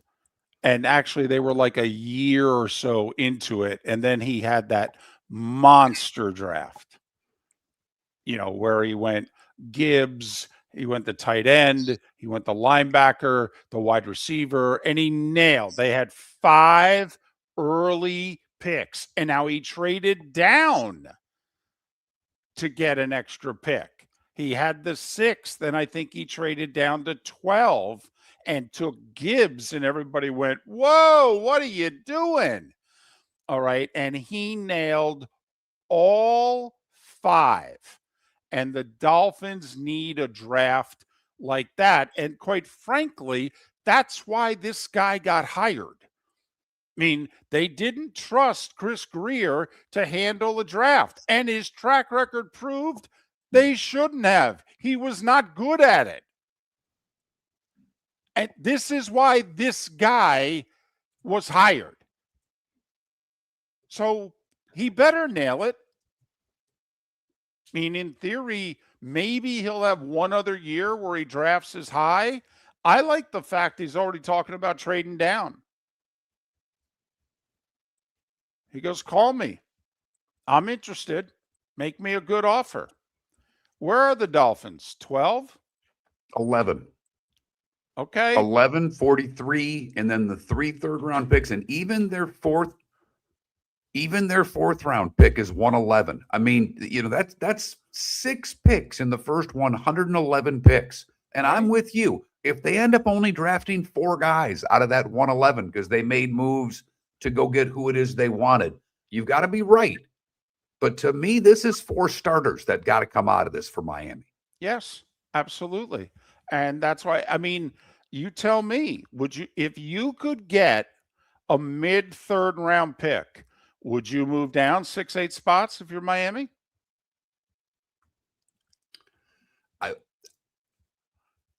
Honestly, David, I'd have to answer that when my pick's up, because one of the mocks that I saw 2 could be available to Miami at 11. Really considering it, I'm taking all those calls now, like we always talk with Pat.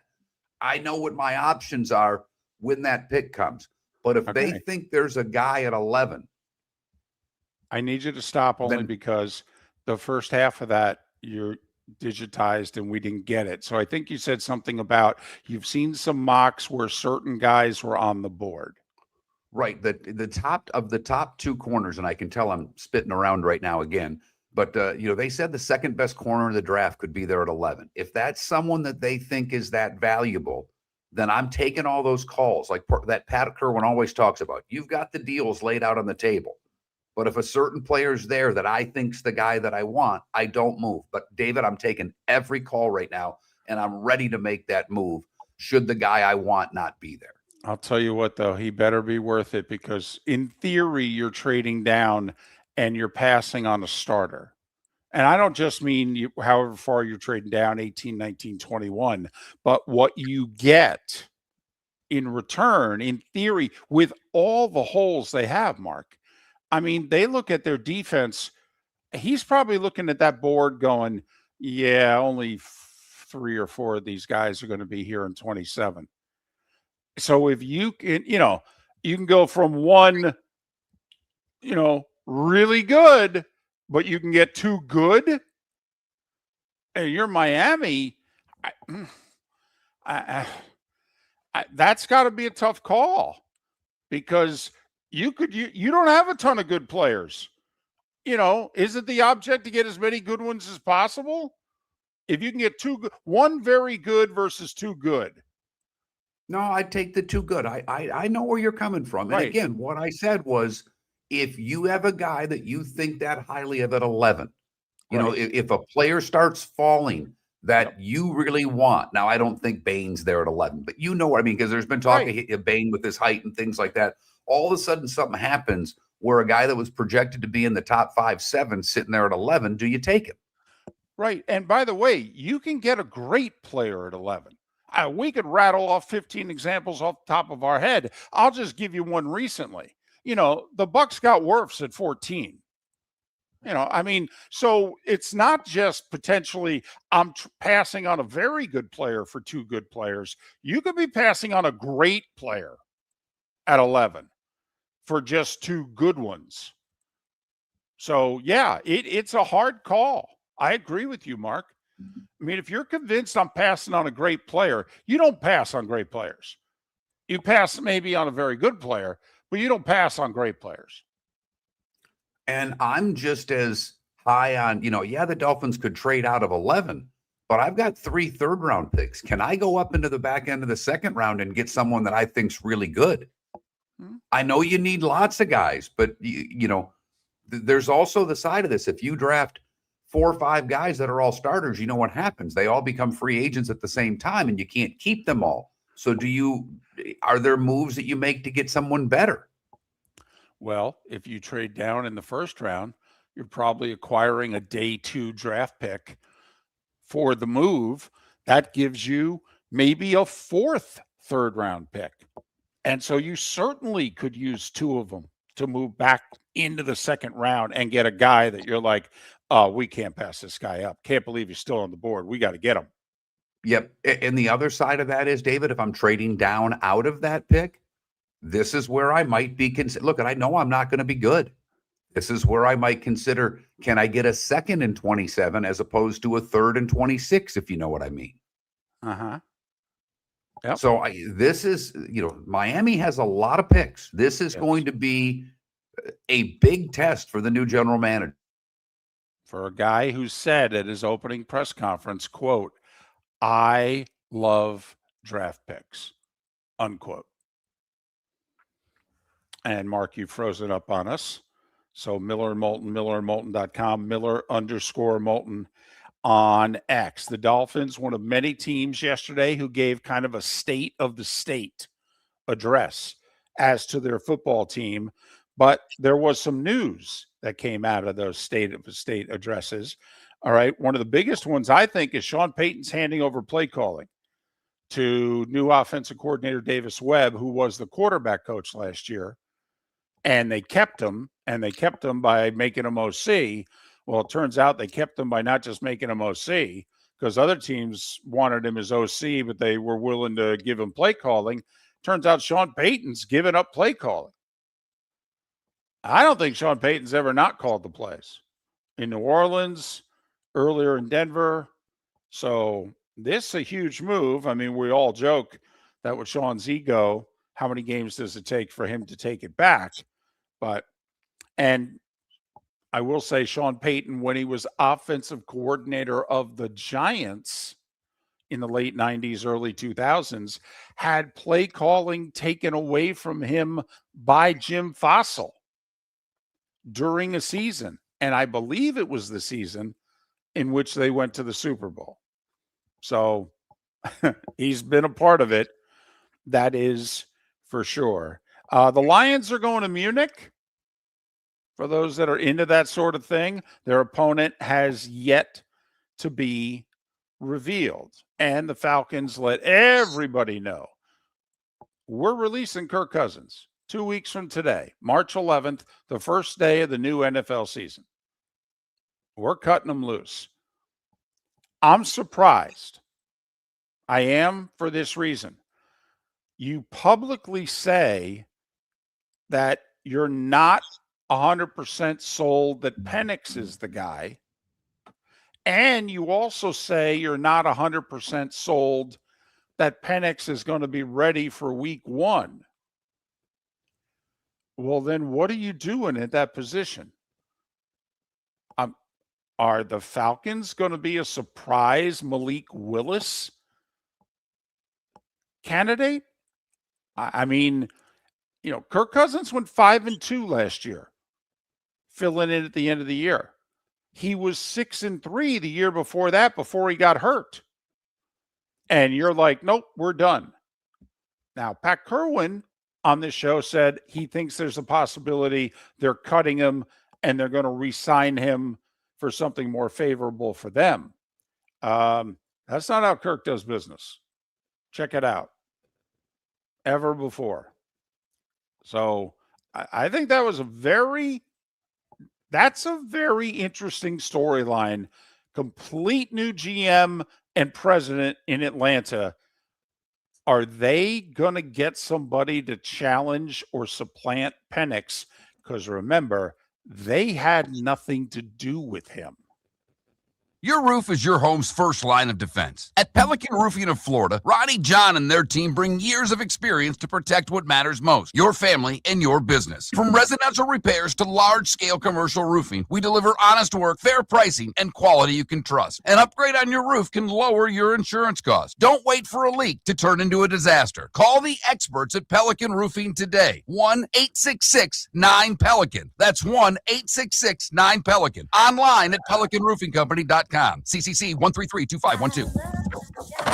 Honey, you want to come out? I haven't seen you since Glass Doctor installed our custom shower enclosure. No thanks. Well, you can't keep eating breakfast in the shower, and laminating your magazines is getting expensive. You remember we have guests coming over tonight, right? Oh, I'm sure they'd love to see the shower. It's our neighbors, and I highly doubt they want to be hanging out in our bathroom. The shower's so good, you'll never want to leave. Visit glassdoctor.com today and schedule an appointment online. American Paint Supplies, for nearly 30 years, is your one-stop shop for all your coating needs. If you are a designer, a contractor, a professional painter, or a weekend warrior, American Paint Supplies is the place where experts go to get expert solutions. At 6100 Shirley Street in Naples off of Pine Ridge, American Paint Supplies delivers the best solutions with the best products with the best support. Meet Gene and his team today at American Paint Supplies. Call 239-566-2700. That's 566-2700 or online at AmericanPaintSupplies.net. Let's talk the big differences between Floor Meisters and the big box store that sells flooring. Floor Meisters is family owned. They do flooring, not doors, nuts and bolts, or weed killer. They specialize in it. They know it. Floor Meisters backs their installer. So if there's ever an issue, good chance the boss, TJ, will come out and make it right. Floor Meisters prices beat the box stores every day of the week. When you think flooring, think Floor Meisters in Naples. FloorMeisters.com. Real people, real prices, real quality selection. The Floor Meisters, just keeping it real. This is Miller and Moulton.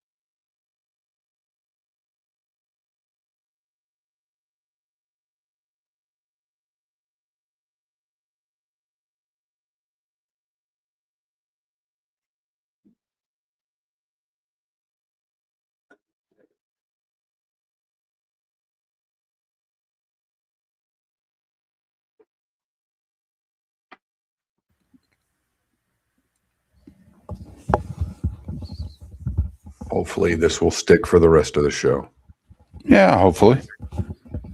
Hoping Whatever. that when I get to the Hope Lodge, the internet's better. The hospital's internet was better than this hotel's. I know. Yeah. You know. Every Luck of the morning draw. at 9, every morning at this hotel at 9, people are up and they start working apparently. Remember the one place? The Hilton Honors was working better than my MiFi. Now I'm on the MiFi, and it seems to have a pretty good hold. So we'll see. Remember the one hotel I kept running into, and between 8 and 8:30 every morning, it was like, Yep. uh-oh. Yep.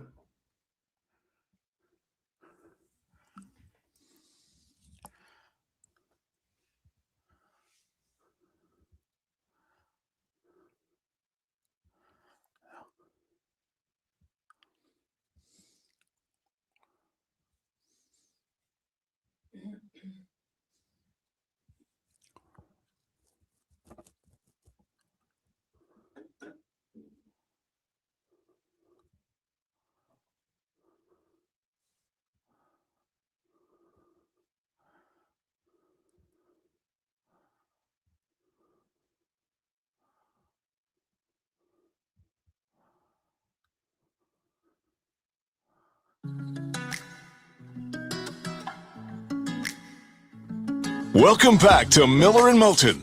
Text the guys what's in your mind at 21,000. That's 21000. And now, here's David Moulton. 21 minutes past the hour. Miller and Moulton, millerandmoulton.com, Miller_Moulton on X. So, Mark, yesterday out of the combine, what did the NFL find a way to get to Tom Pelissero and,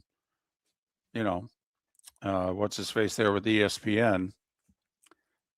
Who's Sal Pal or Schefter? Schefter. And they were like, hey, the NFL are sending the Lions. They'll be the home team in Munich. Right. Well, in the last 20 minutes, surprise, surprise. Hey, the Jags and the Commanders will be the home teams in London and our games in England. And in fact, the Jags are going to be home for 2 games because they're renovating the stadium. So might as well play here. Yeah, they'll be Orlando. the only AFC team hosting this year. Right. Every other one will be NFC teams because they've got the 9 home games this year. And so the Commanders are also playing a game in London. And weren't they involved in the Madrid game? Wasn't it Washington and Miami? It was because that game looked really good on paper before the season started, and Miami imploded, and Daniels Washington gets got hurt, and Washington right? had the same thing go on basically. So yeah. So the Commanders, I guess they're saying it's the first time in 10 years they will have played in London. But so the Jags will play 2 of their, quote, home games, not in Orlando. But although actually, is this the year they play their games in Jacksonville, but before only Yes. half the stadium? I think that's correct. I thought you would know that better than I, but I'm pretty sure that that's the case. And then it's next year, right? That they're going to have to move venue. Right. And then they're back home by 28. Yeah. So next year, 2 of their Jacksonville games, which would have been before about 40,000 max, instead will be in London. And the Commanders also will have a home game in London. Their opponents yet to be revealed. By the way, the NFL doing this when their schedule reveal is not until mid-May. No one does it better. Nope. They really don't. Nope. Find a way to get talked about. Right. A bunch of GMs spoke yesterday. More will speak today with the combine beginning. We'll get a good gauge of, like for instance, Mendoza's not throwing. So, you're not going to get anything there. A couple of the other quarterbacks are, like Simpson's going to throw. I think he has to. I don't think he has any choice. Well, that's the biggest surprise, right, of the first round. Is he going to get taken late in the first round? Is somebody going to decide, you know what, can't wait to the second round. I think he'll get taken. Too many teams at the top of the second round who need a quarterback. I'm going to take Ty Simpson late first round. Let me ask you this. If you're the Rams, would you? No. Because first off, I'll tell you right now. Okay. I'm sorry. I'll clarify that. If I think he's a franchise quarterback, absolutely. I'd take him at 29 or 30. Absolutely, I would. It'd be 29, by the way. Yeah. Remember, the Rams have 2 first-round picks. because they have Atlanta's. So they can plug a need for a team that's, right there to win a Super Bowl and draft Stafford's replacement. So I stand corrected. Yes, I would, if I'm the Rams, take them at 29. That to me is the spot. I mean, really and truly, that's the team and the spot. Because, but I don't think he's a franchise quarterback. Well, and of course, it only takes one, but there you go. Now, to me, what that does is that says, if you're somebody out there who's thinking early second round for him, don't you have to maybe think, I got to deal with somebody above 20 or below 29? Like the Giants moved back into the first round with New Orleans at 25, I believe, and gave him a third round pick to get the rights to Dart. By the way, speaking of the Giants, Joe Shane, their GM, spoke yesterday. I got a kick out of that, David. And I know I know you're a Giants guy, and I know you pay attention, but basically he kind of threw the "I'm still in charge" thing out. He tried. I'm still the guy responsible for this football team and its operations. Right. And now I give Harbaugh a bunch of credit. Harbaugh played nice, which I think he's done throughout this. It's basically Donna Ponte and it's me and Joe Shane, and we're all in this together. We're working together to do the right thing for this team. But for Shane to sit there and with a straight face, David, and say, I'm in charge here. Okay, good for you, buddy. I hope you think that, because you ain't. I can't believe I'm doing this. This will be the second time in a week on this show that I bring up the movie Kicking and Screaming. The first was after the passing of Robert Duvall. But if you saw the movie at all, and I'm guessing if you had kids of a certain age, you did see the movie. It was one of those really good kids movies that was so enjoyable. Adults enjoyed watching it also. Right. David did not watch this movie with his kids and still loved the hell out of it. Right. Okay. But there is a scene in Kicking and Screaming between now the late Robert Duvall, Will Ferrell and the late Mike Ditka, in which technically I think Ferrell is the coach and Ditka's the assistant of the soccer team. And Ferrell is telling Ditka, your services are no longer required. And he refers to him as Juice Box Boy. Listen here, Juice Box Boy. Okay. And Ditka starts screaming back, I'm no Juice Box Boy. Okay. Very funny scene. And it's kind of what I was thinking of yesterday when I saw the clip of Joe Shane. And all I could think of was, I'm no Juice Box Boy. I am not a Juice Box Boy. And I don't know. Seems a lot like a Juice Box Boy to me. He really does, David. He really does. So yeah, I just, that was of all of the pressers, I thought of you yesterday in reading that, going, why do you even say that? There are certain times that word choice is everything. I've been really hard on Nathan McKinnon. There's 100 things he could have said differently, as opposed to you be the judge who the better team was. Particularly when he missed the game-winning goal and was checked off the puck when the game-winning goal was scored. I mean, correct. If there's one guy to blame for Canada, it's him. It truly is. Yeah, absolutely. He answers that question with a little more grace. He's not taking grief from dum-dums like me. Joe Shane yesterday could have answered that a million different ways. He could have just said, we've got a great team here. Love working with Harbaugh. Donna Ponte brings a lot to the table, and we are working together to make this team better. Okay, fine. Right.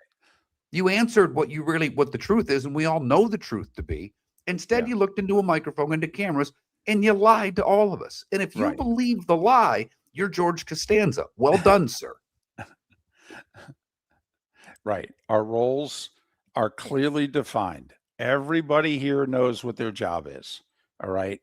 Trust me, I'm doing my job. I'm doing it with the 100% backing of ownership, John Harbaugh, okay, and Dawn Aponte and I are just getting to know one another, and I've always been a big fan of hers.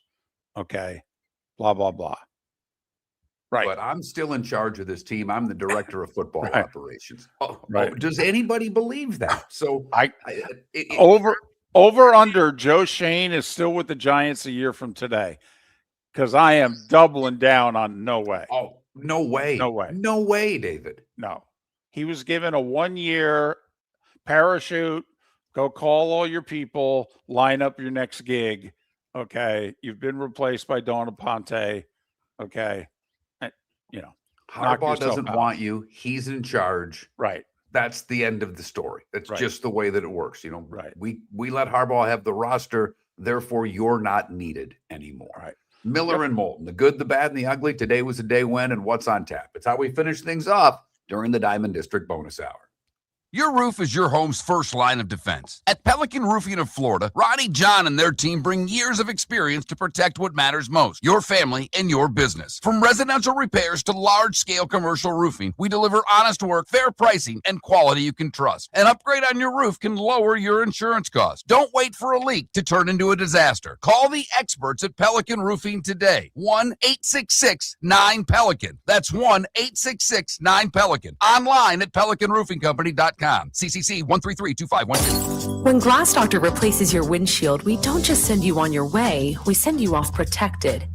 Your local Glass Doctor includes the industry's only 12-month windshield protection plan at no extra cost.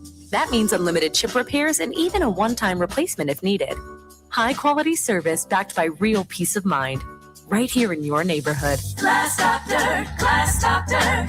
Call the Glass Doctor. We fix your pains. Oh, yeah. Exclusions apply. See your local Glass Doctor for Get details. ready, Southwest Florida. The Southwest Florida Ag Expo is back. Now's the time to save big with the Mega Pass. You're all in one ticket to the fun, one low price. Get your one-day admission and unlimited midway rides. Mega Passes available online through February 26th at swflagexpo.com. Don't wait. Grab yours. Get ready for roots, rides, and real fun. Lee County, building a better community through business, sports, and tourism. American Paint Supplies, for nearly 30 years, is your one-stop shop for all your coating needs. If you are a designer, a contractor, a professional painter, or a weekend warrior, American Paint Supplies is the place where experts go to get expert solutions. At 6100 Shirley Street in Naples off of Pine Ridge, American Paint Supplies delivers the best solutions with the best products with the best support. Meet Gene and his team today at American Paint Supplies. Call 239-566-2700. That's 566-2700 or online at AmericanPaintSupplies.net. This is Miller and Moulton.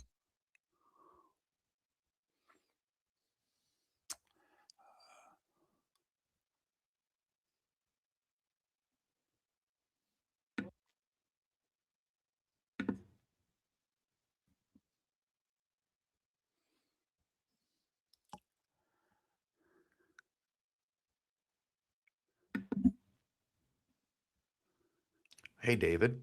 Yes, Ditka's not dead, is he? I believe so. Okay, I don't see that anywhere, but I'm literally, I started looking. No, I'm wrong. Okay, I didn't. Wrong. Yeah, I was thought like, he had. I thought he had passed.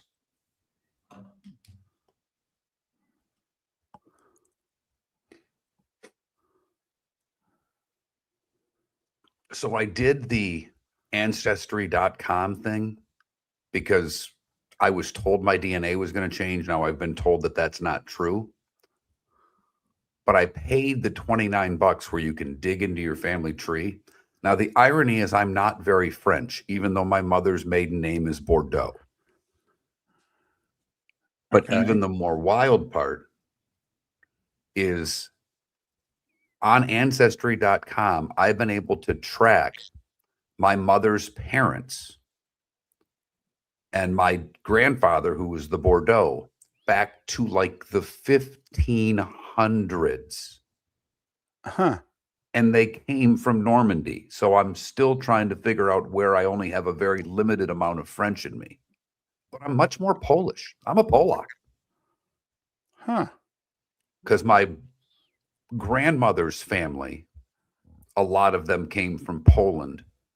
and Lithuania and even one from Russia.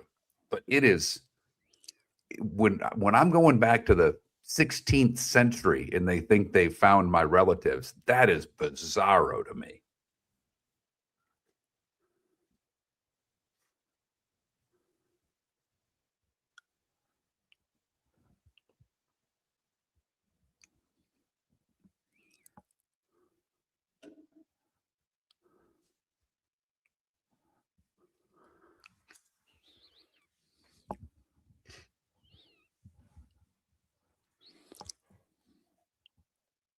I would say we had Ditka on a lot. One of the, he was not a great guest.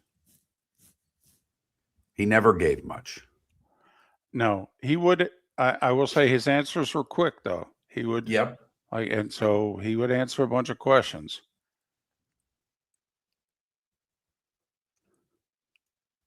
Yeah, I've got a lot of German, which I knew, brown chicken, and a lot of Austrian because I knew that my great grandmother came here from Austria.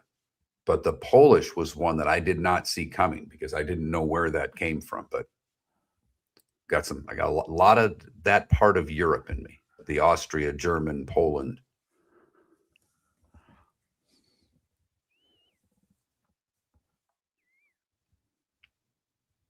Boy, Will Zalatoris has fallen off the map. He's like 213 in the world now.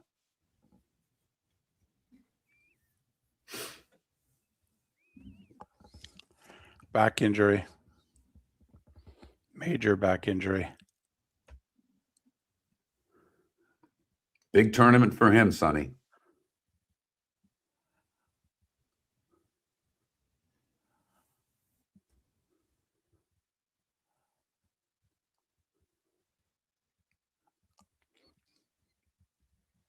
Tough course. But Bermuda, he's more comfortable on that after playing in Florida, so we'll see. Yeah. Hope so.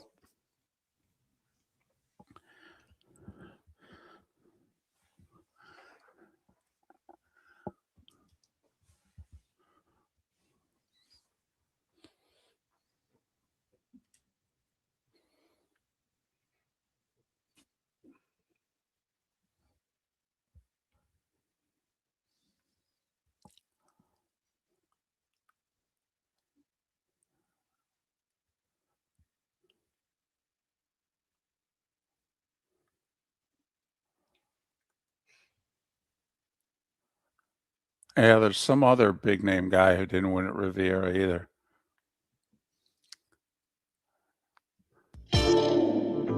Welcome to the bonus hour, brought to you by Jason and Todd at the Diamond District. And now, here's Mark Miller and David Moulton. 22 minutes till we're done on this hump day.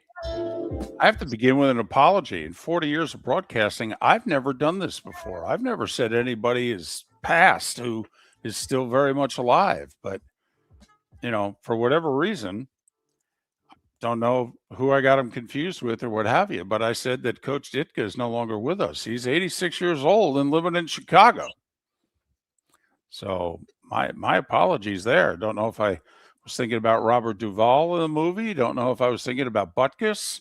Got him confused. Well, and there were some rumors about him being in hospice a couple of years ago and things like that. So right. I get it. I get it. I looked it up and I wanted to make sure, and we had the discussion off air. I'm like, I think you missed one, but usually it's me during this very segment where I celebrate someone's birthday who had died 7 to 8 years ago. I can honestly say in 40 years talking into a microphone, first time I've ever done that. I'm embarrassed, but I'm also very sorry to somebody who was very good to us over the years on this show when he was spending a lot of time in Naples. It's that time again, nearing the end, but not quite there yet. Here's Mark Miller with Today Was the Day When. We start in 1836. This guy named Samuel Colt patents the first revolving cylinder multi-shot revolver. The Colt 45. Today in 1862, the first Legal Tender Act is passed by Congress, authorizing United States note greenback into circulation. The first paper money that is legal tender in our country. Today in 1870, Hiram Revels is sworn in as the first African-American member of Congress, senator from Mississippi. First televised ice hockey game was today in 1940, David. Rangers defeat La Habitants 6-2 at the Garden. W2XBS broadcasts to more than 300 receivers in New York City. Yep. And BC. 1950, The Show of Shows premieres on NBC. Sid Caesar, Mel Brooks, Neil Simon, and Woody Allen. Neil Simon, the star, but the writers had Brooks, Simon, and Woody Allen. They wouldn't do anything after that. No. The Beatles released their first U.S. single, Please Please Me, today in 1963. Muhammad Ali as Cassius Clay wins his first heavyweight boxing title when Sonny Liston fails to come out for the 7th round at the Convention Hall in Miami Beach. Yep. First famous thing that happened there. The second famous thing was, I don't know if it was 68 or 72, but Nixon accepted the nomination for president in the same convention hall. Day after Cassius Clay became heavyweight champion, the next day, he said, "My name is Muhammad Ali." Today in 72, pretty lopsided trade, David. The Cardinals send this guy to Philadelphia for Rick Wise. His name was Steve Carlton. Right. Yeah, and Rick Wise was a fine pitcher. But he wasn't Good, Steve solid Carlton. pitcher, but he was not lefty. 81, the Grammys. Christopher Cross wins Record of the Year for Sailing. Yep.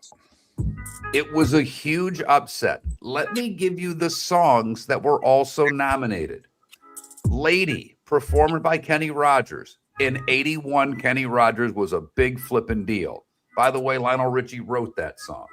The Rose by Bette Midler. Also, monster movie and hit. Streisand's Woman in Love. And the theme from New York, performed by Frank Sinatra. Right. Uh-huh. And Christopher Cross won the Grammy. Apparently, as the story goes, Streisand was pissed. She thought it was hers and was not very nice to Christopher Cross because of it. Imagine that. Today in 87, the NCAA gives SMU the death penalty. The fact that it took them this long before they were back, I mean, it crushed the program. Yeah, June Jones in like what, 09, 2010, something like that. He took them to a bowl game. They won a bowl game. They hadn't done that since the death penalty, but you're right. I mean, you know, they played for the ACC championship 2 years ago, made the playoff. Yes. Right. Right. So, And it was today in 91 that Bruce McNall, Wayne Gretzky, and John Candy bought the CFL's Toronto Argonauts. Hey, man, they were a thing. They had Flutie, a quarterback. They had Rocket. Okay. And those games were on ESPN. CFL games were. I mean, it was, we were watching. We paid a little bit of attention. Yeah. Bobby Riggs, golfer Tony Lima, Billy Packer, Ron Santo, George Harrison, and Davey Allison would have all celebrated birthdays today. Oh, wow. What a list. Yeah. I just did it because I like saying the name. Sally Jesse Raphael is 91 today. Ric Flair, 77. James Brown from CBS and the NFL Today is 75. David's favorite football coach, Jeff Fisher, is 68. So is Kurt Rambis. Just had a lot of 8-8 seasons. That's all. I come on. If you've listened to this show for a while, we all know your opinions as Jeff Fisher as a football coach. And what's so funny is 9 minutes after I had my Jeff Fisher, you know, how many lives can this guy have off of 8-8, blah, blah, blah. Jeff Fisher was on our show like the next week. He's been on the show every single time we've called him. He lives in SoCal. He comes on the show at 5:30 his time. Todd Blackledge is 65. Paul O'Neill, 63. Carrot Top, remember him? He's 61. Hideki Matsuyama is 34. Fred Van Vliet is 32. And Bo Nix is 26 years old today. What did I miss, David? Nothing. Not yet. The two I wanted to mention, SMU and Ali.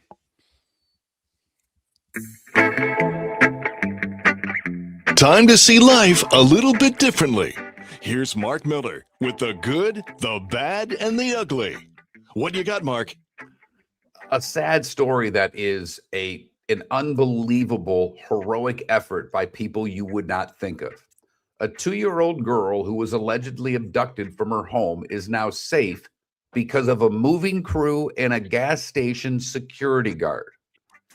A security guard working at a Phoenix area Quick Trip recognized the suspect and the girl after getting an Amber Alert the day before. He jumped into action and enlisted the help of Camelback moving team that was at the gas station after noticing the toddler and the suspect. Together, the crews spotted the suspect's vehicle and boxed her in while a security guard called 911. Police came, they were able to get the girl. Everyone was safe. The president of Camelback Moving said, "We're a moving company. We are not professional heroes by any means." But to listen to the dash cam and watch the dash cam footage of the crew identifying the situation and who this was and putting the plan together that we're going to block this truck in with our truck and not allow them to leave, I couldn't be more proud. Amazing. For the bad, we go to Alabama, where we have a situation. An Alabama family are trying to get an unwanted squatter to leave their property. It's a 100-pound potbelly pig. The pig has taken up residence in their yard on January the 16th and will not leave. They've tried to chase it away. The only way they can get rid of it is to kill it, and they don't want to do that. The owner of the home says he doesn't want to harm the pig, and local animal control say they can't do anything about the pig until the owner is identified. They're hoping that the owner will come forward, but as at this moment, the owner says his rent's due and he needs to go.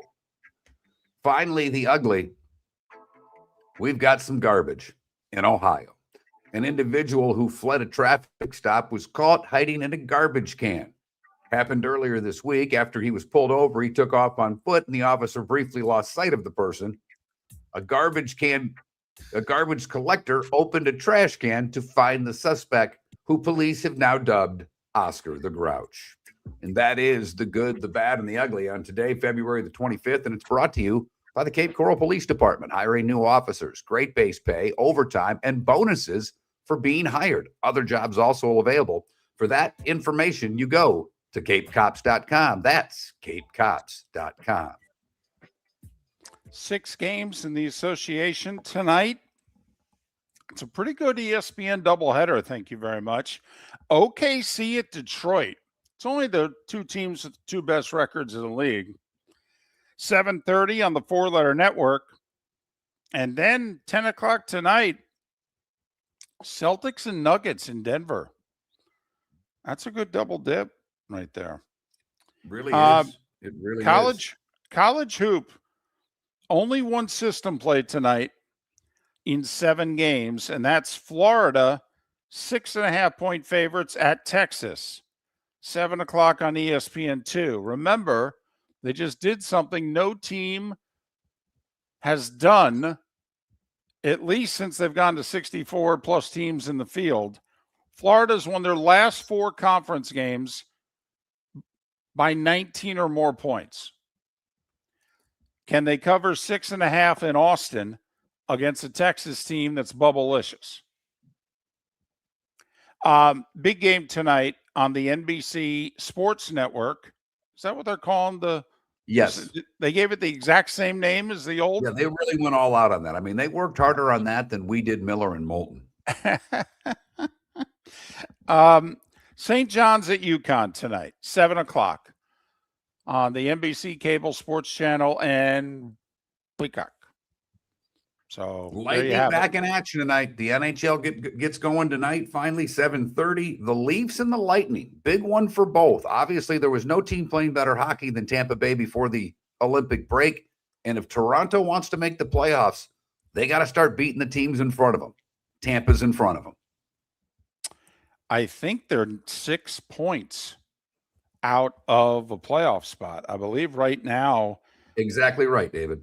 Yeah, Boston and the Islanders have the last 2 spots with 69, and there's Toronto, who's played as many games as them. They're 6 points back. So you need to come out of the gates hot, and you're doing it against a team that nobody was hotter than entering the break than the Lightning. 5 wins in a row for the Lightning heading into this one, 8 of their last 10. So now Columbus had won 7 in a row, but I'm going the Lightning over the month have lost like 2 games. So they were amazing. So there you have it. Colorado at Utah late night game tonight that actually Utah's trying to fight for a playoff spot, and Colorado kind of sputtered before the Olympic break. As good as they were for the first 50, for 45, the last 10 or 15 games, they've not been that. They've just been average. Yeah, the West is interesting where the last 4 teams are separated by a point. Utah, Edmonton, Seattle, and Anaheim. Now, you get 3 points clear of LA, 4 of Nashville, but yeah. The final 4 are a cluster in the West. And there's really, those teams would all be 6 points behind Boston, who has the last spot in the East. That just shows you the difference between the 2 conferences. And Colorado clearly still has the best record in the league. It's not close. They're 4 points ahead of the Wild, but they've played 3 less games. So Colorado's still clearly the best team. But over the last 10 or so games, they've played okay hockey. And it will be interesting to see how much juice the 2 Avs stars have tonight, because they were on that Canadian team. In fact, they were both on the ice when the game-winning goal was scored. Makar and McKinnon. It is amazing that Canada gave up the game-winning goal with McDavid, Makar, and McKinnon on the ice. Yeah, they're only arguably the 3 best players in the world right now. I mean, they're 3 of the top 10 for sure, and I think a lot of people would go 3 of the top 5. I mean, my goodness. I would say 3 of the top 3. I don't know who you're putting in there. Honestly, Cale Makar is the best defenseman in the game. To me, it's not close. No one skates like he does. McDavid's the best player in the game, and I think McKinnon's next. I really do. Maybe Draisaitl would break it up. Also, I'm not as high on Makar defensively. He's clearly the best offensive defenseman, not even close. But Makar was on ice for both goals. Makar defensively, I don't think is an elite defenseman. I think he's a good defenseman, solid. But I don't think he wins the Norris every year for the right. I understand that, because he's Paul Coffey, only with a righty shot offensively. I mean, he's far and away the best offensive goalie in the league, or defenseman. Not even close. And Kucherov's there, but I'd take those. I'd take McKinnon before I'd take Kucherov. I would, and I love Kucherov. Although I'll say this, we got to start banging the table for Kucherov for MVP. Enough already. Enough with McDavid. Enough with McKinnon. Okay, come on. Nobody thought the Lightning were going to be this good this year. Nobody. He deserves it. Miller and Moulton. We'll be back tomorrow. Thanks for listening. The Cape Coral Police Department is growing, and they want you to be a part of it. They're hiring new officers. Starting pay is between $74,000 and $90,000, depending on your experience. And